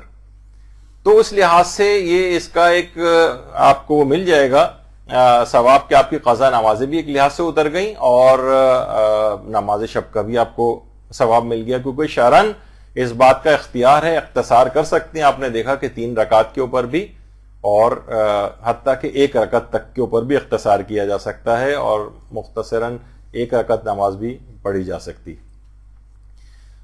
تو یہ ان کے لیے بہرحال ایک تجویز تھی. البتہ یہ ہے کہ ایک چیز جو بہت رائج ہے کہ اگر کوئی شخص نماز شب پڑھ رہا ہے، لوگ یہ کہتے ہیں اسی کے اندر بھی اپنی وہ قضا نمازوں کی نیت کر لے، تو قضا واجب نمازوں میں آیت اللہ سیستانی بھی یہ بات فرماتے ہیں کہ اس کے اندر تداخل ممکن نہیں. یعنی قضا نماز آپ نے کہا کہ میں یہی جو 2 رکعت کر کے مثلا نماز پڑھ رہی ہوں، یہ فجر کی بھی ہو رہی ہے اور اسی میں ہی میں نماز شب کی بھی نیت کر رہی ہوں.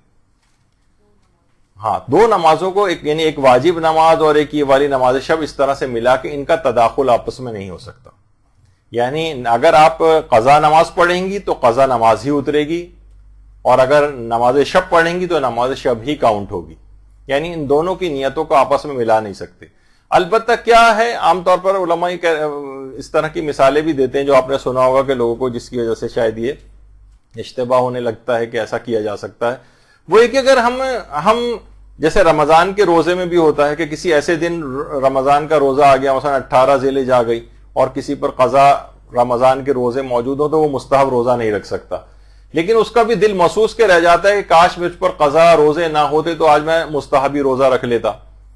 تو اس افسوس کرنے کی وجہ سے پروردگار عالم اس کو مستحب روزے کا ثواب بھی عطا فرما دے گا. یعنی وہ قضا ہی کی نیت سے روزہ رکھے لیکن مستحب کا ثواب بھی اس کو مل جائے، لیکن نیت یہ نہ کرے کہ یہ دونوں روزے میں ایک وقت میں نیت کر رہا ہو. تو اسی طریقے سے اس کے اندر بھی ہے کہ وہ اپنی قضا نمازیں اتارے اور دل میں افسوس کرے کہ دیکھیں نمازیں تو میں ابھی بھی پڑھ رہا ہوں، لیکن کاش میری قضا نمازیں نہ ہوتی تو میں آج یہی مستحب کی نیت سے نماز شب کی نیت سے پڑھتا، تو انشاءاللہ پروردگار عالم دونوں ثواب اسے عطا فرما سکتا ہے. تو لیکن یہ نیت تداخل کے طور پر نہ کریں کہ قضا نماز کے ساتھ ملا کر نماز شب کو پڑھنے کی نیت، یہ والی نیت نہیں ہونی چاہیے. اچھا، اب کیا نماز شب میں نوافل نماز کا تداخل ہو سکتا ہے؟ یعنی نماز شب ہم پڑھ رہے ہیں، مثلا ہم پڑھ رہے ہیں نافل مغرب. نافل مغرب بھی 2 رکعت کر کے پڑھی جاتی، تو ہم نے سوچا کہ اسی میں ہم نماز شب کی بھی نیت کر لیں، تو یہ والا تداخل بھی نہیں ہو سکتا. نافلہ مغرب کا غفیلہ کے ساتھ تداخل ہو سکتا ہے، وہ پہلے بھی بیان ہوا تھا، اور اگلی نشست جو بھی ہماری ہوگی اس کے اندر جب ہم نماز غفیلہ کے مسائل بیان کریں گے تو تفصیل وہاں پر آئے گی. لیکن کوئی شخص یہ نہیں کر سکتا کہ ہم اپنے نوافل یومیہ کا تداخل نماز شب کے ساتھ کر لوں، یہ نہیں ہو سکتا. تو بہرحال یہ دماغ میں ایک چیز رہے. اور ایک سوال یہ بھی بہت پوچھا جاتا ہے اس میں کہ کیا نماز شب کے لیے سونا ضروری ہے؟ تو دیکھیے، بہتر تو یہ ہے کہ کچھ وقت سونے کے بعد اٹھ کر نماز شب پڑھی جائے تاکہ ذرا طبیعت بھی فریش ہو جائے، ایک نشاط آ جائے، اور کسل مندی اور وہ جو ایک سستی ٹائپ کی ہوتی ہے وہ دور ہو جائے. تو بہرحال کچھ وقت بہتر ہے کہ سو کر اٹھ کے نماز شب پڑھے، لیکن یہ کوئی ضروری نہیں. یعنی اگر آپ مسلسل جاگتے ہوئے جا رہی ہیں تو اسی حالت میں بھی نماز شب کا جب وقت آ جائے یا وقت فضیلت آ جائے تو آپ نماز شب پڑھ سکتی ہیں. لوگ سوچتے ہیں کہ اگر ہم سوئے نہیں اور نماز شب پڑھ لی تو گویا نماز شب شمار نہیں ہوتی. نہیں، یہ غلط فہمی ہے. نماز شب کے لیے سونا اس لحاظ سے ضروری نہیں ہے، البتہ بہتر ہے. اچھا, نماز شب کا مختصر ترین طریقہ کیا ہے؟ اب یہ تفصیلی بھی آئے گا. مختصر طریقہ تو بہت ہی آسان ہے, 2 رکعت کر کے ساری نمازیں پڑھتی ہوئی جانی, صرف آخری ایک نماز وتر جو ہے, اور ان سب کے اندر صرف اور صرف سورہ الحمد کے اوپر اختصار کیا جا سکتا ہے. باقی وہی رکوع سجدہ تشہد سلام وغیرہ جس طرح نماز فجر کی طرح سے پڑھی جائے گی, اور ہر رکعت میں فقط اور فقط سورہ الحمد بھی پڑھ لیں تو نماز شب کے لیے بہت کافی. ہر رکعت میں, پوری 11 رکعت کے اندر اگر آپ صرف اور صرف سورہ الحمد کے اوپر اکتفا کر لیں تو یہ مختصر ترین طریقہ ہے. البتہ ایک تفصیلی طریقہ بھی, تفصیلی طریقہ میں تو ایک تو وہی ہے, دیکھیے 8 رکعت نماز 2 رکعت کر کے پڑھی جائے گی فجر کے طریقے سے, اور پھر اس کے بعد جو نماز شفع ہے اس کی پہلی رکعت میں الحمد کے بعد سورہ والناس, اور دوسری رکعت میں الحمد کے بعد سورہ فلق. یہ نماز شفع کے اندر پڑھی جائے. البتہ سورہ الحمد کے اوپر بھی اکتفا ہو سکتا ہے, لیکن اگر یہ سورہ پڑھے جائیں تو اور زیادہ اچھا ہے. اور آخری رکعت جو ہے نماز وتر, اس میں الحمد کے بعد 3 دفعہ سورہ توحید ہے اور ایک بار سورہ ناس اور فلق ہے. یعنی آپ دیکھیں کہ الحمد کے بعد 3 مرتبہ سورہ توحید, 3 2 5 6 سورہ ہیں. یہ نماز مستحب کے جو نماز واجب کے ساتھ جو فرق بتائے گئے تھے اس کے اندر بھی یہ بات آئی تھی کہ واجب نماز میں تو الحمد کے بعد صرف ایک ہی سورہ پڑھنا ہوتا ہے, اس کے اندر آپ نے دیکھا کہ 5 سورہ اور آ رہے ہیں. تو نماز وتر میں یا وتر میں 3 مرتبہ سورہ توحید الحمد کے بعد, اور ایک مرتبہ ناس اور فلق, اور پھر ایک طویل قنوت اس کے اندر پڑھا جاتا ہے جس میں 40 مومنین کے لیے دعا کی جاتی ہے یا ان کے لیے استغفار کیا جاتا ہے. اچھا جی 40 مومنین کا تو ابھی آگے آئے گا. ابھی میں کبھی کہا, ابھی 40 مومنین تفصیل بھی آنے والی.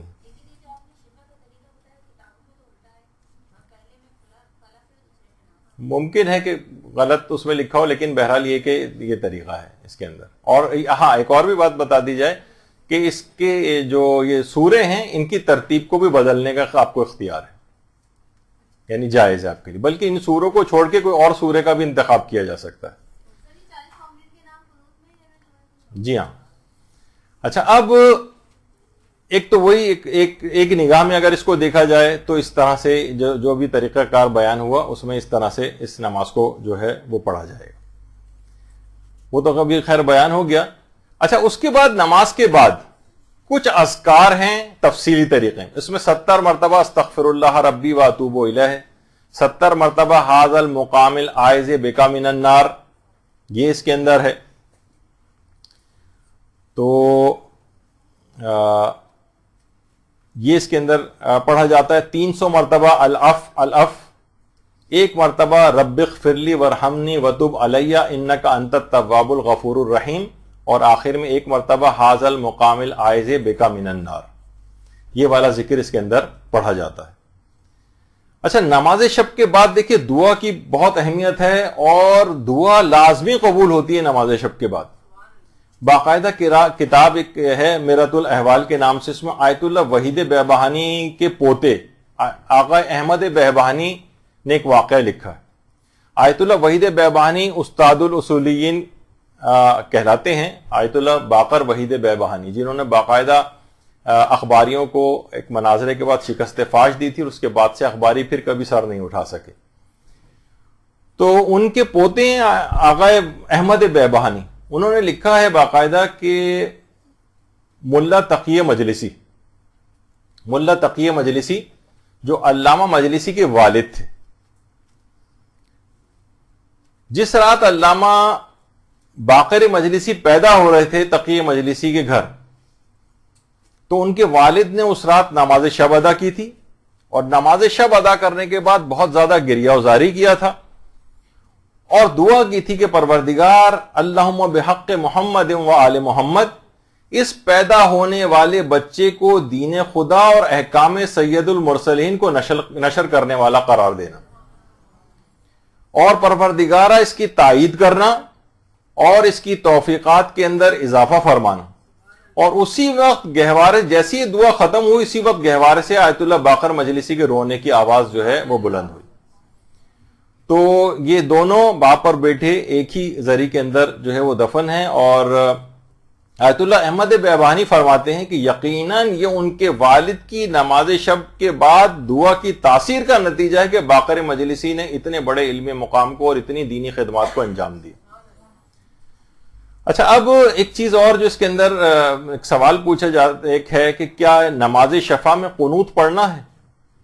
تو دیکھیے، نماز شفا میں قنوت نہیں ہے. نماز شفا میں قنوت مشروع نہیں ہے آیت اللہ سیستانی کے نزدیک، لیکن یہ سب مراجع کا متفقہ نظریہ نہیں ہے، بلکہ آیت اللہ خوئی تو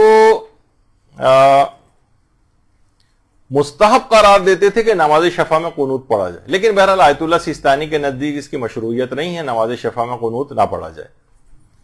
اور البتہ جو نماز وتر یا نماز وتر ہے اس میں قنوت پڑھا جاتا ہے، لیکن کیا اگر ہم چاہیں کہ اس میں بھی قنوت نہ پڑھیں تو کیا اجازت ہے؟ تو جواب ہے کہ جی ہاں، نماز وتر کو بھی بغیر قنوت کے پڑھ سکتے ہیں، بغیر قنوت کے پڑھنے کی اس کو اجازت ہے. اور طویل ترین قنوت اس کو پڑھا جائے، اس کے اندر طویل دعائیں ہیں وہ مانگی جائیں، حتیٰ کہ جب ایران عراق جنگ ہو رہی تھی تو کتنے ہی فوجی اس رات کو جب راتیں ہوتی تھیں تو وہاں پر بھی نماز شب پڑھا کرتے تھے محاذ کے اوپر، اور وہاں پر بھی دعائے قنوت جو ہے اس کے اندر پڑھتے تھے. اور کچھ علماء کے تو یہاں تک حالات میں ملتا ہے کہ وہ نماز وتر کے قنوت میں دعائے ابو حمزہ صومالی پڑھتے تھے. دعائے ابو حمزہ صومالی رمضان المبارک کی کتنی طویل ترین دعا ہے وہ تک پڑھتے تھے. آیت اللہ بہجت کہتے ہیں ایک زمانہ دیکھا تھا ہم نے اپنے جوانی کے دور میں حرم امیر المومنین میں، جب وہاں پر طالب علمی کا دور تھا، کہہ رہے ہم نے ایک دفعہ خود گنا تھا کہ حرم امیر المومنین کے صحن میں تقریباً اس وقت 70 یا 100 افراد نماز شب کے قنوت میں دعائے ابو حمزہ صومالی پڑھ رہے تھے. تو ان طویل ترین قنوت پڑھنے سے علماء نے بڑے بڑے مقامات کو حاصل کیا. آیت اللہ بہجت کہتے تھے آج تعصف کی بات ہے کہ علم کے اتنے اس کے اوپر فائز ہونے کے بعد بھی آج کل لوگ اتنے طویل قنوت کو نماز شب وغیرہ کے اندر نہیں پڑھتے. تو بڑے بڑے مقامات کو علماء نے حاصل کیا ہے. یہی آیت اللہ مرزا تنکابنی جو کہ انہوں نے اپنے والد کے متعلق یہ بات لکھی ہے کہ ایک دفعہ میں سو کر اٹھا تو دیکھا کہ اپنے والد کے رونے کی میرے آواز آ رہی، تو میں نے دیکھا کہ نماز شب پڑھ کر میرے والد بیٹھے ہوئے ہیں. تو میں نے پوچھا کہ بابا جان یہ رونے کی کیا وجہ ہے؟ کہنے لگے ابھی جب میں نماز وتر کا قنوت پڑھ رہا تھا تو اس قنوت میں نے مناجات 15 پڑھی تھی. امام زین العابدین علیہ السلام کی 15 مناجاتیں، اللہم صلی علی محمد وعلی محمد، جو کہ رمضان کے اندر شب قدروں میں بھی پڑھی جاتی ہے، مناجات تائبین خاص طور پر، اور مناجات 15 جو 15. کہہ رہے ہیں اس وقت جب میں نماز شب کے قنوت میں یہ 15 مناجاتیں میں نے پڑھی تو ہاتف غیبی کی طرف سے مجھے ایک آواز آئی ہے، ایھا العالم العامل، اے عالم باعمل. کہہ رہے ہیں در و دیوار سے، اور کہنے لگے کہ خبردار جب تک میں زندہ ہوں یہ بات کسی کو مت بتانا. تو باقاعدہ قصص العلماء میں بھی ہے یہ واقعہ، سیمائے فرزانگان میں بھی ہے.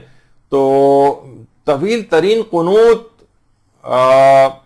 اس کی خود واجب نمازوں میں بڑی اہمیت ہے. روایات میں یہ ہے کہ جس شخص کا بھی نماز میں قنوت طولانی تر ہوگا اتنا ہی پول صراط پر اس کا سکون طولانی تر ہوگا.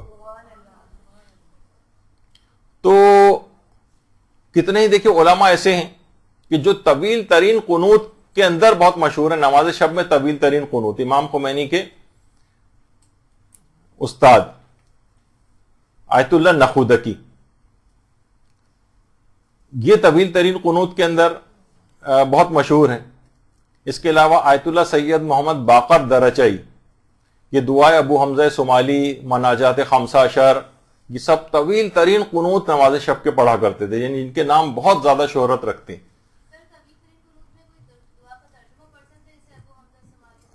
ترجمہ بھی پڑھ سکتے ہیں لیکن عربی میں معصورہ دعائیں جو ہیں وہ پڑھنا وہ زیادہ بہتر ہے. آیت اللہ مرزا نائینی، ان کے طویل ترین، آیت اللہ خوئی کے بھی استاد تھے، ان کے طویل ترین قنوت بہت مشہور ہے. اس کے علاوہ ملا ہادی سبزواری جن کی شرح منظومہ وغیرہ بہت مشہور ہے، یہ دعائے جوشن کبیر پڑھا کرتے تھے نماز شب کے قنوت میں. تو اس سے آپ اندازہ لگائیں کہ طویل ترین قنوت پڑھنا کتنا زیادہ اہمیت کا حامل ہے. اور آیت اللہ حسین بروجردی، یہ آیت اللہ بروجردی جب درس دیا کرتے تھے اس وقت کی ان کی تصویر ہے، تو آیت اللہ بروجردی کا بھی طویل ترین قنوت بہت زیادہ مشہور ہے، نماز شب میں طویل ترین قنوت کا پڑھنا. تو دیکھیے اور اس کے علاوہ آیت اللہ نجفی کوچانی، یہ وہی ہیں جن ابھی پھر بار بار بتانی پڑتی ہے چیز، وہ جو پاؤں میں رسی جنہوں نے باندھی تھی، آیت اللہ نجفی کوچانی، ان کا بھی طویل قنوت ہے. تو اب لوگ پوچھتے ہیں کہ 40 افراد کے نام لینا ہی ضروری ہے یا رشتوں کے بھی نام لے سکتے ہیں؟ تو دیکھیے سب سے پہلی بات یہ کہ بہتر ہے نام لینا، لیکن نام لینا بھی ضروری نہیں ہے. ہاں مثلا رشتے بھی لے سکتے ہیں، میرے والد والدہ، دادا دادی، نانا نانی، بھائی بہن، اس طرح سے کر کے بھی آپ لے سکتے ہیں، رشتے بھی لے سکتے ہیں. اور 40 کا عدد کم بھی ہو سکتا ہے اور 40 سے زیادہ بھی نام لے سکتے ہیں. صرف 40 نہیں کہ ہم صرف انگلیوں کے اوپر بیٹھ کے 40 جو ہے وہ گنتے رہیں. 40 کا عدد روایتوں میں آیا ہے، 40 کے تو نام لیے جائیں. کم یا زیادہ بھی لے سکتے ہیں، بس آیت اللہ سیستانی فرماتے ہیں کہ اس میں یعنی قصد جزیت نہ کیا جائے، یعنی یہ نہ سمجھا جائے کہ نہیں یہ کم یا زیادہ یہ جز ہے نماز کا. قصد جزیت کے بغیر 40 سے کم بھی لے سکتے ہیں، 40 سے زیادہ بھی لے سکتے ہیں، اس سے کوئی فرق جو ہے وہ نہیں پڑتا ہے. البتہ 40 کا لینا بہتر ہے. اور دوسروں کے لیے دعا کریں گے، اس کے بعد اپنے لیے دعا کریں گے تو لازمی قبول بھی ہوگی. تو حضرت زہرا سلام اللہ علیہ صلی علی محمد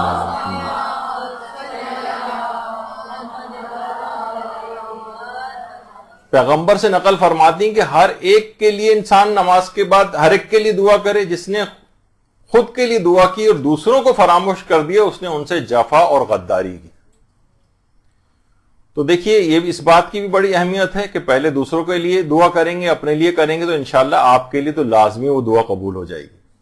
پھر ایک چیز اور بھی ہے کہ نماز شب کبھی قضا بھی ہو جاتی ہے. جو پابند ہیں نماز شب کے ان سے بھی قضا ہو جاتی ہے، تو اس کی بھی ایک ممکنہ وجہ بتائی گئی. آیت اللہ جواد ملکی تبریزی نے اسرار الصلاۃ کے اندر لکھا ہے کہ کبھی کبھار اگر کبھی کسی سے جو متہجدین ہیں، یعنی نماز تہجد پڑھنے والے ہیں، ان سے کبھی نماز شب اگر قضا ہو جائے تو یہ بھی ایک لطف الہی کے تحت قضا ہوتی، یعنی ان کو اس نماز کے قضا ہونے کے اوپر جو افسوس ہوتا ہے تو مزید ثواب پروردگار کی طرف سے عطا ہوتا ہے. یعنی اس میں ان کا اپنا قصور نہیں ہوتا، اپنا قصور یعنی قصور کہ خود سے نماز قضا کریں، لیکن کچھ ایسے حالات اللہ کر دیتا ہے کہ ان سے نماز قضا ہو جائے.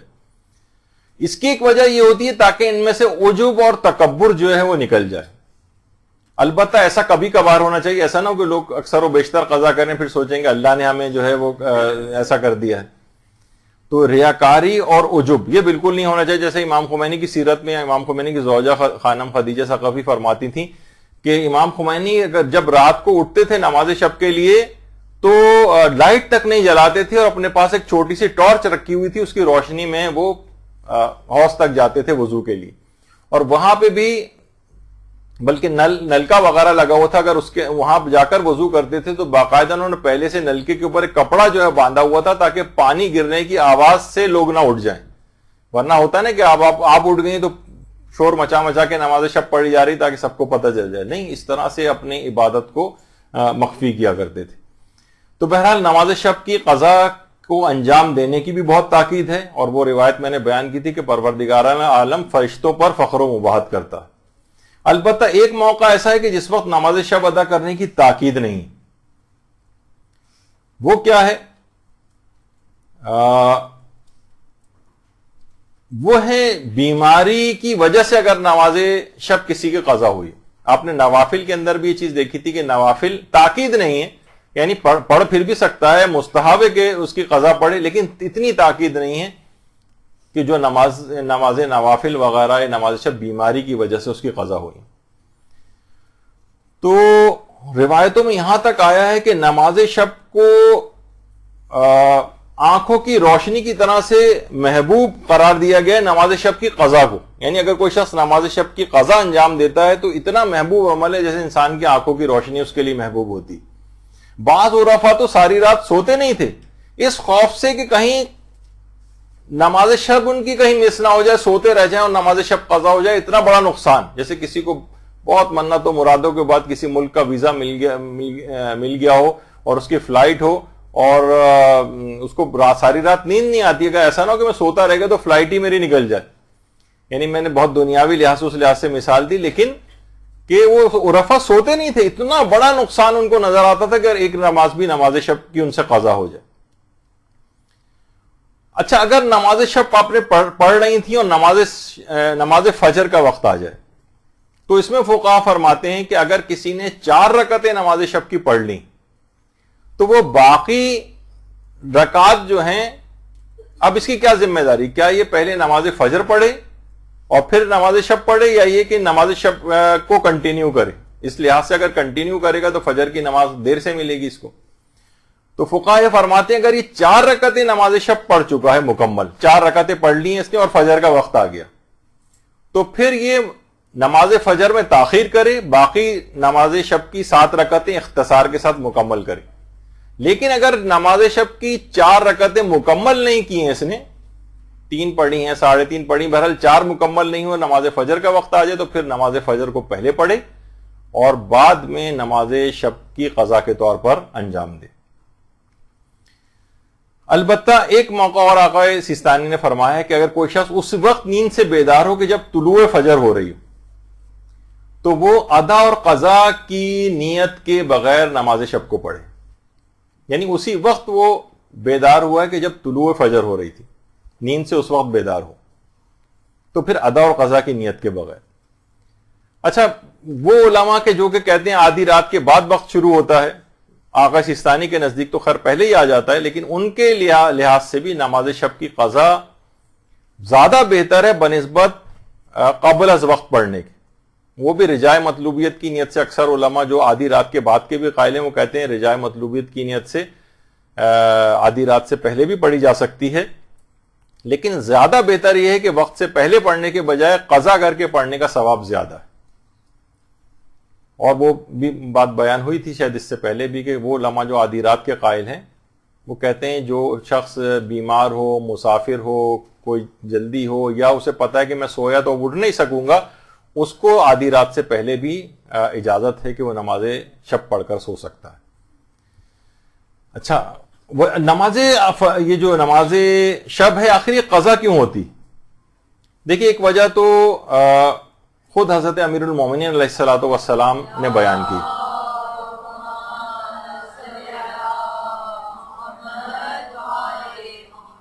کہ جب کسی شخص نے آگے کہا تھا میں مولا میں نماز شب پڑھنے سے محروم ہو گیا ہوں, تو امام نے فرمایا تھا کہ تم کو گناہوں نے جکڑ لیا ہے.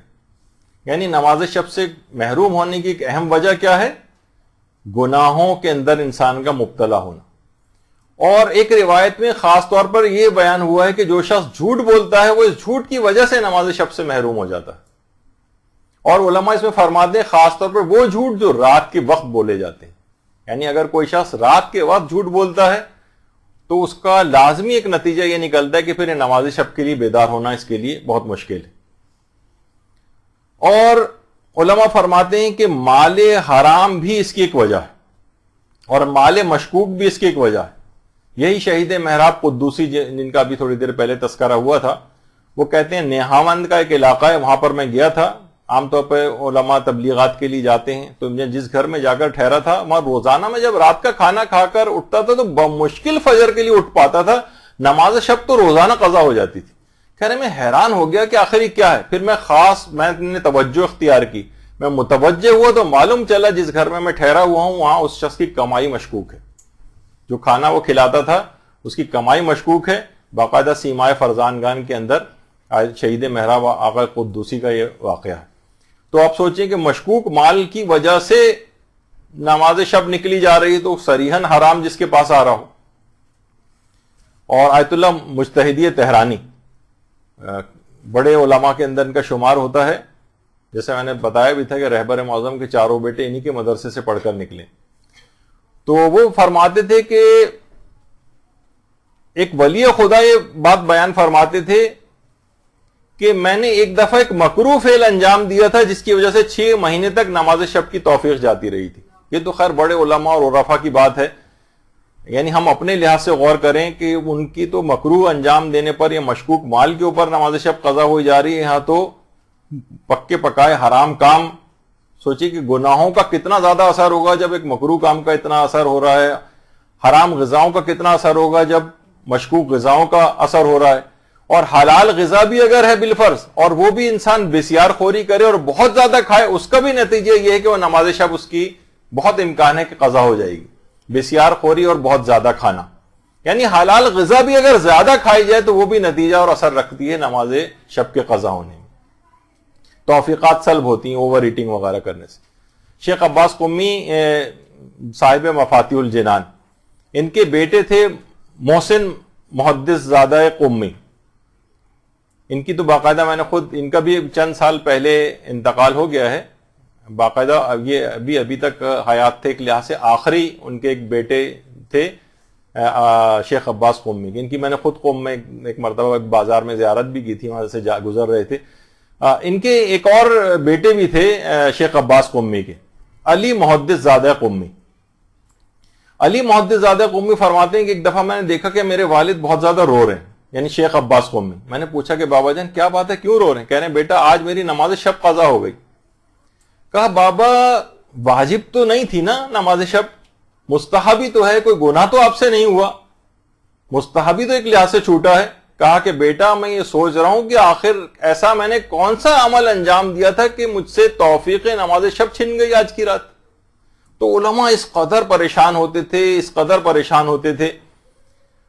تو بہرحال علماء یہی بات فرماتے ہیں کہ نماز شب نہ پڑھنے والوں پر اتنی فضائل سننے کے بعد بھی واقعتاً بہت حیرت ہے.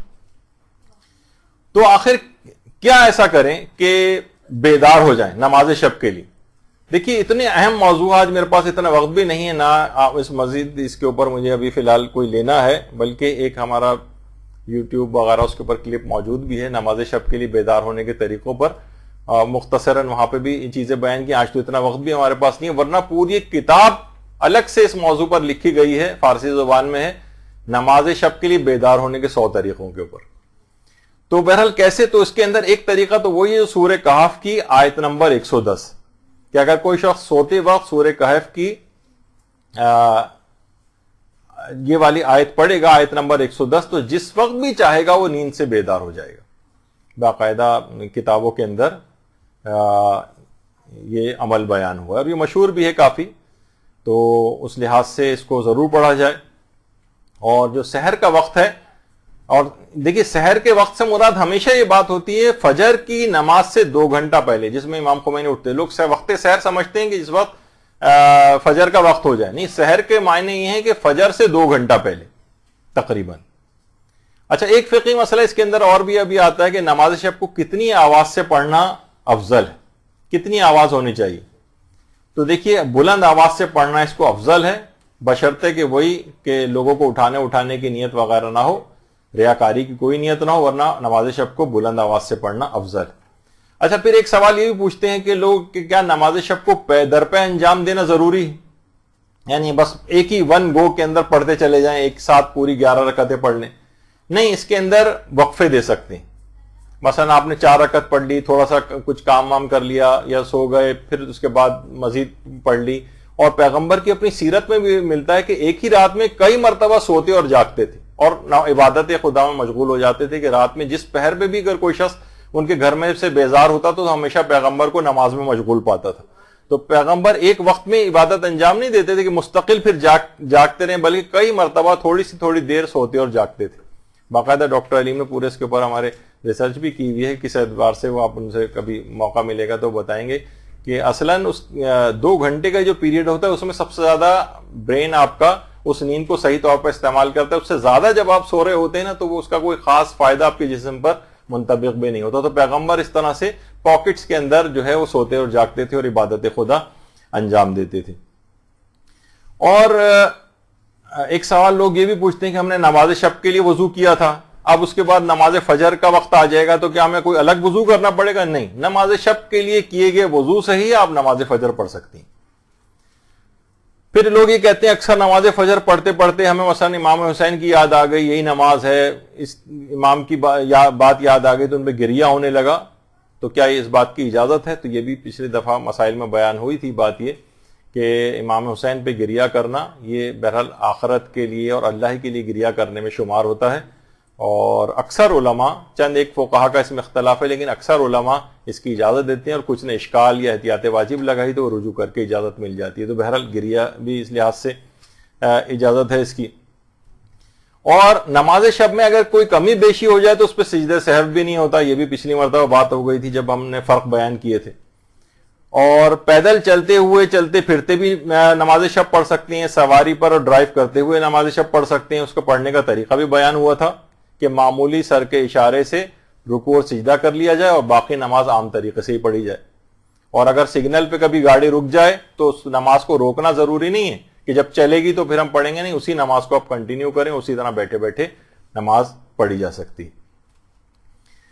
اچھا، اور یہ بھی ہے کہ بیٹھ کر اگر پڑھی جائے گی تو رکعت کا دگنا کرنا ضروری نہیں ہے، جتنی 11 رکعت ہیں اتنی 11 رکعت ہی پڑھ جائیں۔ البتہ بہتر ہے کہ دگنی کر دی جائیں، لیکن یہ ضروری نہیں ہے، اور نماز شب وہی 11 رکعت ہی شمار ہو جائے گی۔ اور ایک مسئلہ اس میں یہ بھی، اگر کوئی شخص کسی نے منت مانی، باقاعدہ منت بھی دیکھیے نماز شب کی مان کر اپنے اوپر واجب کی جا سکتی، تو اگر منت مان لیے کسی نے تو پھر اس کو 11 رکعت ہی مکمل پڑھنا پڑے گی۔ پھر وہ 3 رکعتوں یا 1 رکعت پہ اختصار نہیں کر سکتا کہ میں نے منت مانی تھی اور اجازت بھی ہے کہ آخری 3 رکعت بھی اگر پڑھ لیں، نہیں، منت اگر مانی تھی تو پوری 11 رکعت یا تو 3 رکعت ہی کی منت مانے، ورنہ اگر صرف ایک پلین سمپل نیت کی منت مانی تھی کہ میں نماز شب پڑھوں گی تو پھر 11 رکعت ہی پڑھنا پڑیں گے۔ البتہ اس میں سورہ الحمد پر اکتفا کر سکتے ہیں، اور دوسرے رکعت یا تفصیلی طریقہ کار کو اختیار کرنا ضروری نہیں۔ اور اسی طرح سے سفر میں بھی دیکھیے نماز شب کی تاکید ہے، اور مسافر کے لیے بھی اس کی تاکید ہے، اتنی اہم نماز ہے۔ اور علماء ایک چیز اور بھی کہتے ہیں، نماز شب کا حق ادا کرنے کا ایک طریقہ ہے، وہ یہ کہ آپ کم سے کم کسی اور شخص کو اس کا عادی بنوا دیں۔ آپ خود اٹھائیں کسی کو، مثلا آپ کسی سہیلی وہ نہیں اٹھ پا رہی، آپ کہیں گی ٹھیک ہے میں تم کو کال کر دیا کروں گی، گھر میں کوئی اور فرد ہے اس کی ذمہ داری قبول کر لیں کہ آپ اسے لازمی نماز شب کے لیے جگائیں گی، کسی ایک کو اس کا عادی بنوا دیں، یہ واقعتاً کہا جائے گا کہ آپ نے نماز شب کے لیے کچھ کام کیا۔ تو بہرحال نماز شب ایک بہت فائدوں والی جو ہے وہ ایک نماز ہے، اور روایتوں میں بھی یہ بات آئی ہے کہ دن میں جو کیے گئے گناہ ہیں وہ بھی معاف ہو جاتے ہیں اس نماز کو انجام دینے سے، اور اس کا شمار اللہ کے مخلص بندوں کے اندر ہونے لگتا ہے۔ میرے پاس اتنا وقت نہیں ہے، تیز رفتاری سے ختم کرنا ہے۔ اور یہی وجہ ہے کہ آیت اللہ بہجت بھی یہ فرماتے تھے کہ نماز شب پڑھنے والے خاموش رات کی تاریکی میں میدان جیت گئے۔ حقیقتاً دیکھا جائے تو یہ انہوں نے بہت بڑا میدان مار لیا، اور دنیا اور آخرت کی ہر کامیابی کے متعلق آیت اللہ علی آقا قاضی فرماتے تھے دنیا چاہتے ہو تب بھی نماز شب پڑھو، اور آخرت چاہتے ہو تب بھی نماز شب پڑھو۔ بے تحاشا اس نمازوں کے فائدے ہیں، حتیٰ کہ روایتوں میں منازل الاخرہ میں بھی ہے کہ مختلف خیالی تصویریں بھی حضرت مریم علیہ السلام کی جو مختلف جگہوں کے اوپر آتی ہیں کہ جب حضرت اسرائیل ان کی قبض روح کے لیے آئے تھے تو انہوں نے فقط مہلت کیا مانگی تھی اسرائیل سے کہ مجھے سجدے میں جانے تک کی مہلت دیتے، جب میں سجدے کے اندر چلی جاؤں تب میری روح کو قبض کر لینا۔ تو پھر وہ سجدے میں گئیں اور اس کے بعد قبض روح ہوا، اور انتقال کے بعد حضرت عیسیٰ نے جب آوازیں بلند کی تھی باقاعدہ کہ مادر گرامی اگر آپ دنیا کے اندر واپس آنا چاہیں تو آپ کس چیز کی خواہش مند ہیں، تو حضرت مریم اگرچہ انتقال کر چکی تھی لیکن روایتوں میں کہ ان کی آواز جو یہ آئی کہ میں اس بات کی خواہش مند ہوں کہ دنیا میں آ کر سرد راتوں کے اندر نمازوں کو ادا کروں اور دن میں سخت گرمیوں کے روزے رکھوں۔ تو بے شمار اس نماز کے جو ہے فائدے ہیں۔ آخرت کی زینت شمار کی جاتی ہے، چہرے کی خوبصورتی کی وجوہات بیان کی جاتی ہیں روایتوں میں کہ اس کا چہرہ خوبصورت ہو جاتا ہے۔ باقاعدہ آیت اللہ شمس الدین وائزی سے پوچھا گیا کہ یہاں چہرے کے خوبصورت ہونے سے کیا مراد ہے، تو انہوں نے کہا اس سے مراد باطن دل ہے، یعنی اس کا باطن اتنا ہی زیادہ صاف ہو جاتا ہے۔ یعنی چہرے سے مراد یعنی یہ نہیں کہ وہ ٹھیک ہے نورانیت ضرور اس کے اوپر آئے گی، جیسے بلال حبشی اگرچہ کالے تھے سیاہ تھے لیکن نورانیت تھی، حضرت فضہ اگرچہ سیاہ فام تھی لیکن نورانیت تھی، جون حبشی اگرچہ سیاہ فام تھے لیکن ایک نورانیت تھی، جسم سے خوشبوؤں کی لپٹیں ان کی اٹھ رہی تھیں شہادت کے بعد۔ تو نورانیت الگ چیز ہے، اور ایک ظاہری خوبصورتی وہ تو مختلف اداکاروں اور اداکاروں کے اندر بھی بہت ہوتی ہے، لیکن فسق و فجور کے ساتھ آخرت میں اس کا کوئی فائدہ نہیں.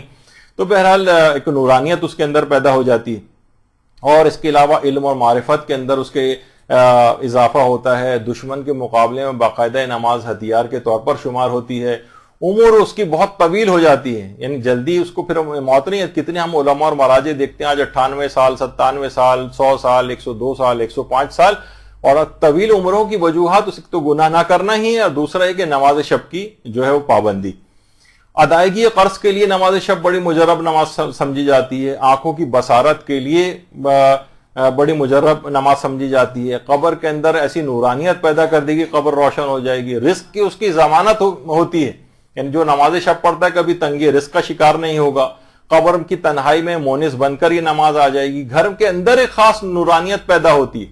اگر کوئی شخص نماز شب کے پابند ہو جائیں، گھر کے افراد تو لڑائی جھگڑے نہیں ہوں گے، آپس میں تعلقات خراب نہیں ہوں گے، اور ملائکہ کی آمد و رفت وہاں پر ہونے لگتی ہے. بلائیں دور ہونے لگتی ہیں، بیماریاں دور ہونے لگتی ہیں. گناہوں سے انسان دور ہوتا ہے، جتنا گناہوں سے دور ہوتا ہے اتنا ہی زیادہ اللہ اس سے راضی و خوش ہوتا ہے. پروردگار نماز شب پڑھنے والے کے اعمال کو قبول کرتا ہے. اور حضرت اسرائیل کی جس وقت آمد ہوگی تو ان کی شفاعت کا سبب بنے گی یہ نماز شب.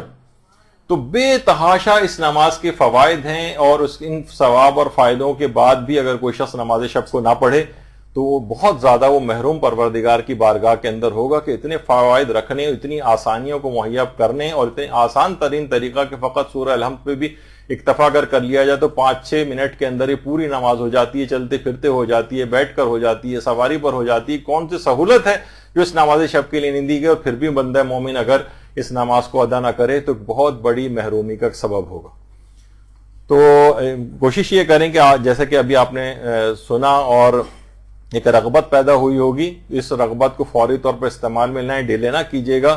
اور آج سے جو پابند نہیں ہے اس نماز شب کو شروع کریں، چاہے اختصار کے ساتھ 1 رکعت سے شروع کریں، 3 رکعت پہ لے جائیں، پھر 11 رکعت پہ لے جائیں.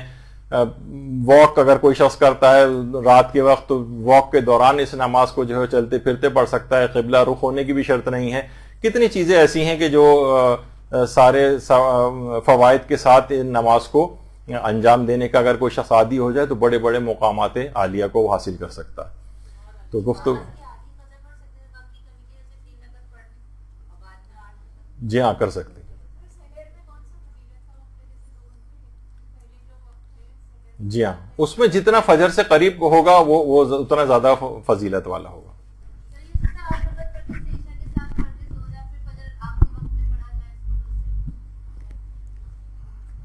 فجر کو اس کی وجہ سے ڈیلے کریں، اتنا ڈیلے نہ کریں کہ وقت فضیلت فجر کا ختم ہو جائے. جیسے ہم نے وہ جو اصول بتایا تھا کہ 4 رکعتیں اگر پڑھ چکے ہیں اور تو فجر کو تھوڑا ڈیلے کر کے مختصراً ان کو مکمل کریں، اور 4 رکعتیں مکمل نہیں ہوئیں تو پھر فجر پہلے پڑھیں اور ان کو قضا کی نیت سے بعد میں پڑھیں. وصلی اللہ علی محمد وآلہ برحمتك يا أرحم الراحمين وصلى الله على محمد وآله